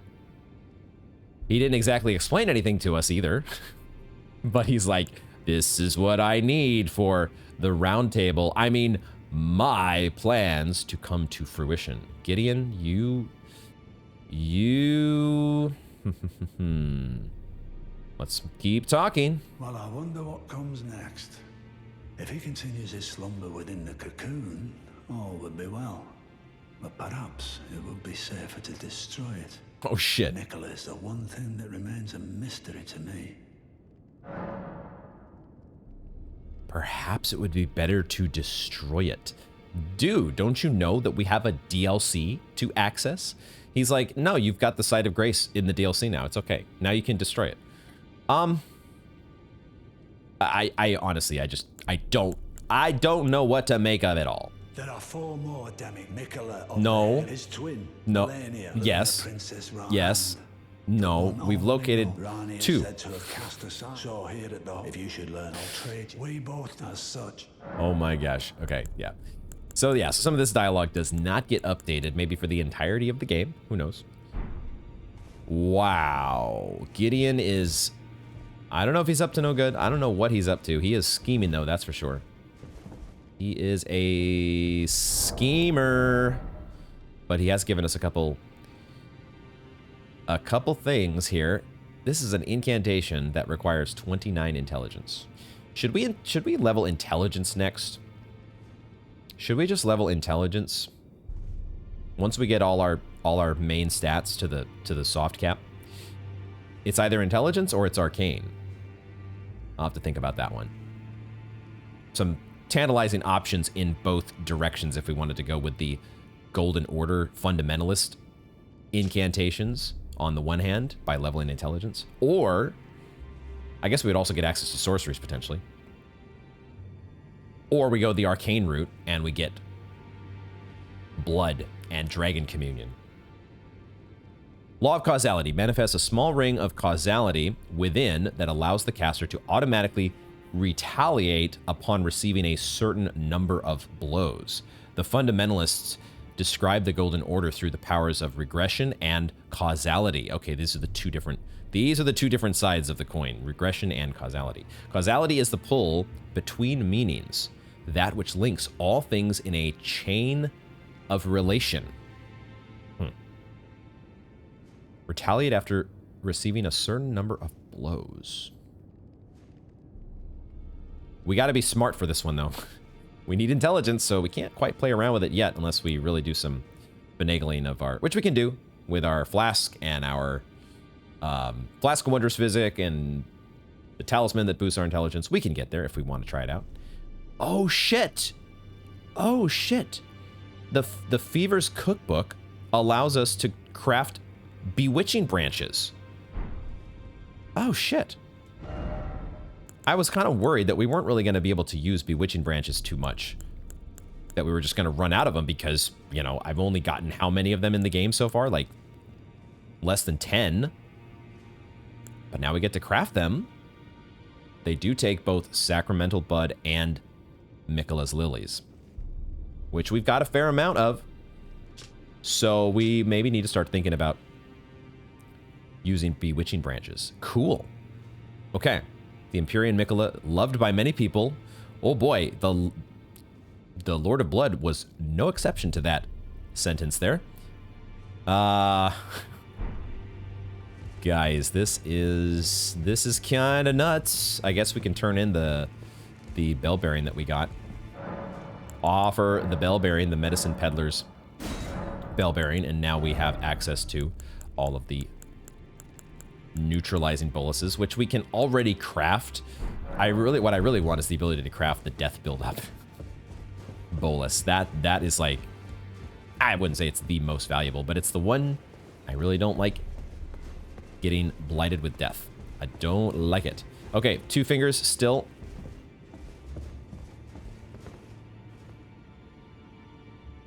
Erect as ever. Nothing new in terms of dialogue from the finger reader. We have the ability to, though, trade in the Lord of Blood's remembrance and get what? There is Mohgwyn's Sacred Spear, the trident that he had been whacking us over the head with for way too long.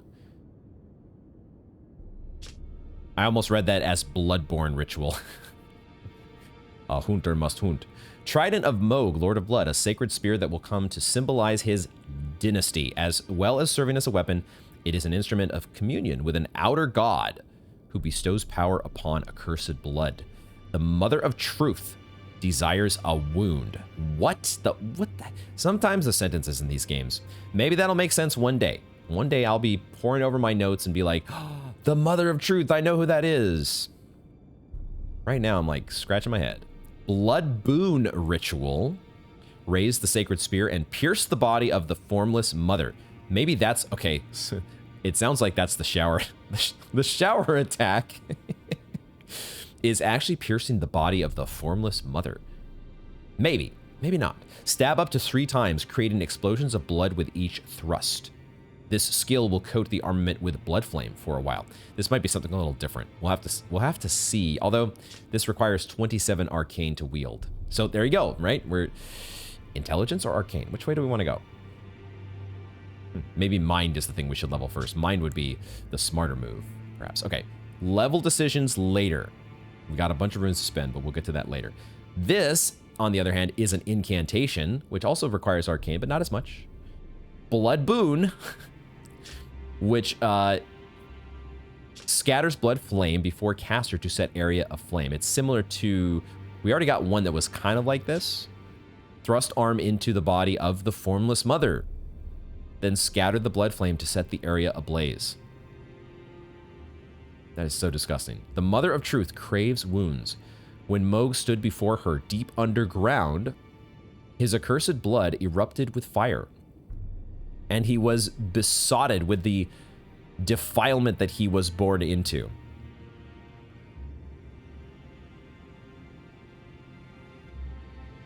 I just can't help sometimes but laugh. It just...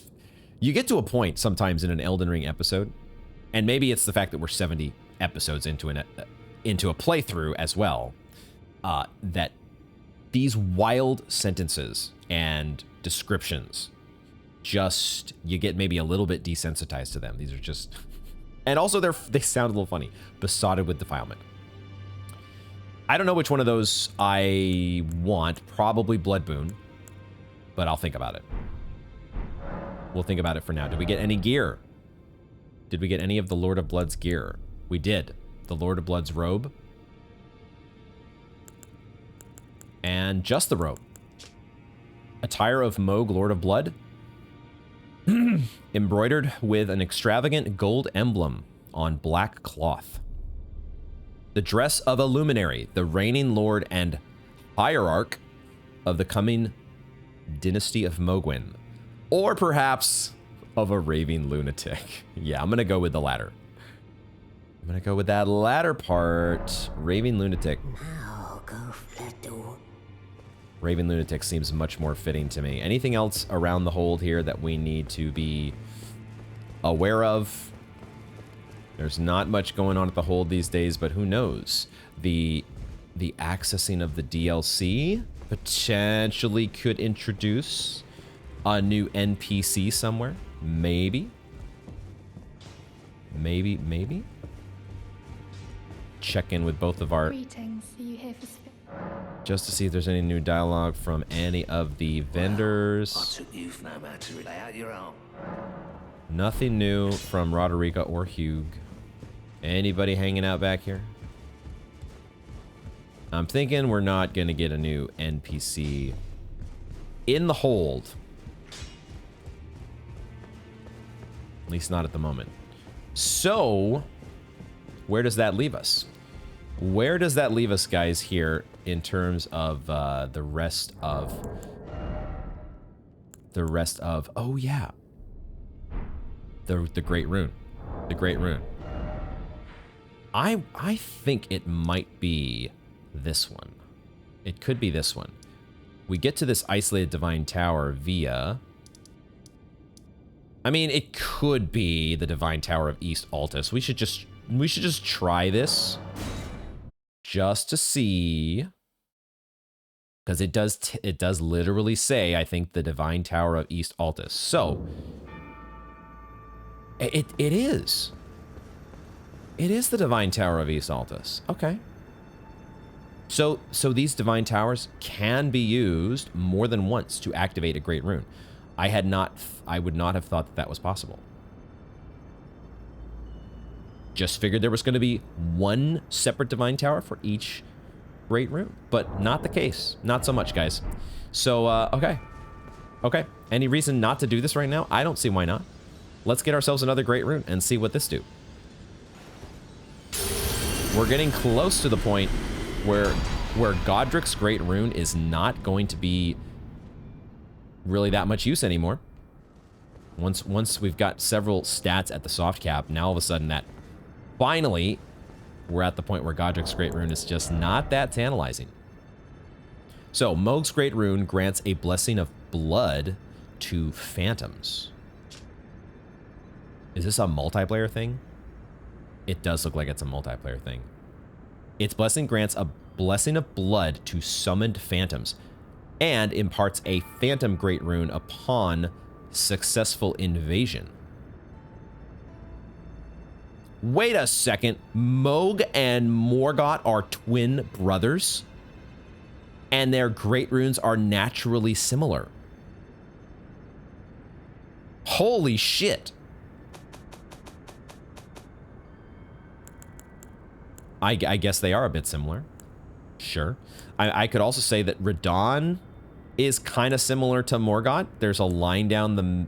It's not down the middle, but there is a vertical line that's offset somewhat. I guess Rykard's rune is a lot more like Radon's rune. By the way, I think another detail that I had noticed at the time but didn't say out loud, Rykard's Great Rune has kind of a snaky, winding element to it, doesn't it? Okay, Mohg and Morgott are twin brothers. What? Oh, God, there is so much to think about. My head is spinning. Their great runes are naturally similar, but Mohg's rune is soaked in accursed blood from his devout love for the wretched rune that he was born into far below the earth. So we definitely need to explore further down inside of the dead merchant catacombs that was behind the Mohg the Omen fight. That is something that we need to do. And of course, there's the other backtracking that I mentioned, like going in Volcano Manor. Maybe we can. I don't want to quite wrap up just yet, so I think we'll keep going a little bit longer here as I try to think about my various. No, I take it back. I take it back. I'm not gonna segment things. We're not going to split things up here. We are going to. The episode might be a little bit shorter in length than normal, but that's fine. That's fine. I think it makes more sense for us to just try to keep absorbing exactly the cocoon of the Empyrean. What do we make of it all? And we get access to the DLC. And this boss fight was just freaking amazing. We got it done, guys.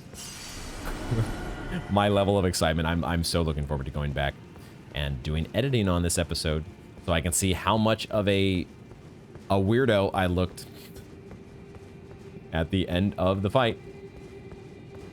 Because I was too excited. This video game is an experience like no other, ladies and gentlemen. It really is just an epic wild ride. And I am so freaking glad that you all are here for the ride each and every episode. Everybody who tunes in for the Akinar Elden Ring playthrough. I am so glad to have you guys here. I don't say it enough maybe, but it is such a highlight to life to be able to share my experience with you guys. I hope I can keep doing it justice. I feel like we're having a lot of fun so far, and man, next time we're probably gonna do the Lake of Rot, as I was gonna maybe do a couple episodes ago. And we're also gonna find a way to spend our 546k runes, and I'm gonna try as much as I can to absorb all of the knowledge that has just been dropped right into our laps. We'll also redo our build. We'll get back to a normal build here. The Tongues of Fire might be fun to play around with, but we'll see. We'll see. I don't really want the episode to end because this one has been so much fun. But at the same time, we're going to wrap it up and we're going to get back to something fun. We'll do Volcano Manor stuff and we'll do Underground Merchant Catacombs and all sorts of other fun stuff next time. Thank you all very much for joining me, and I hope to see you in the next one.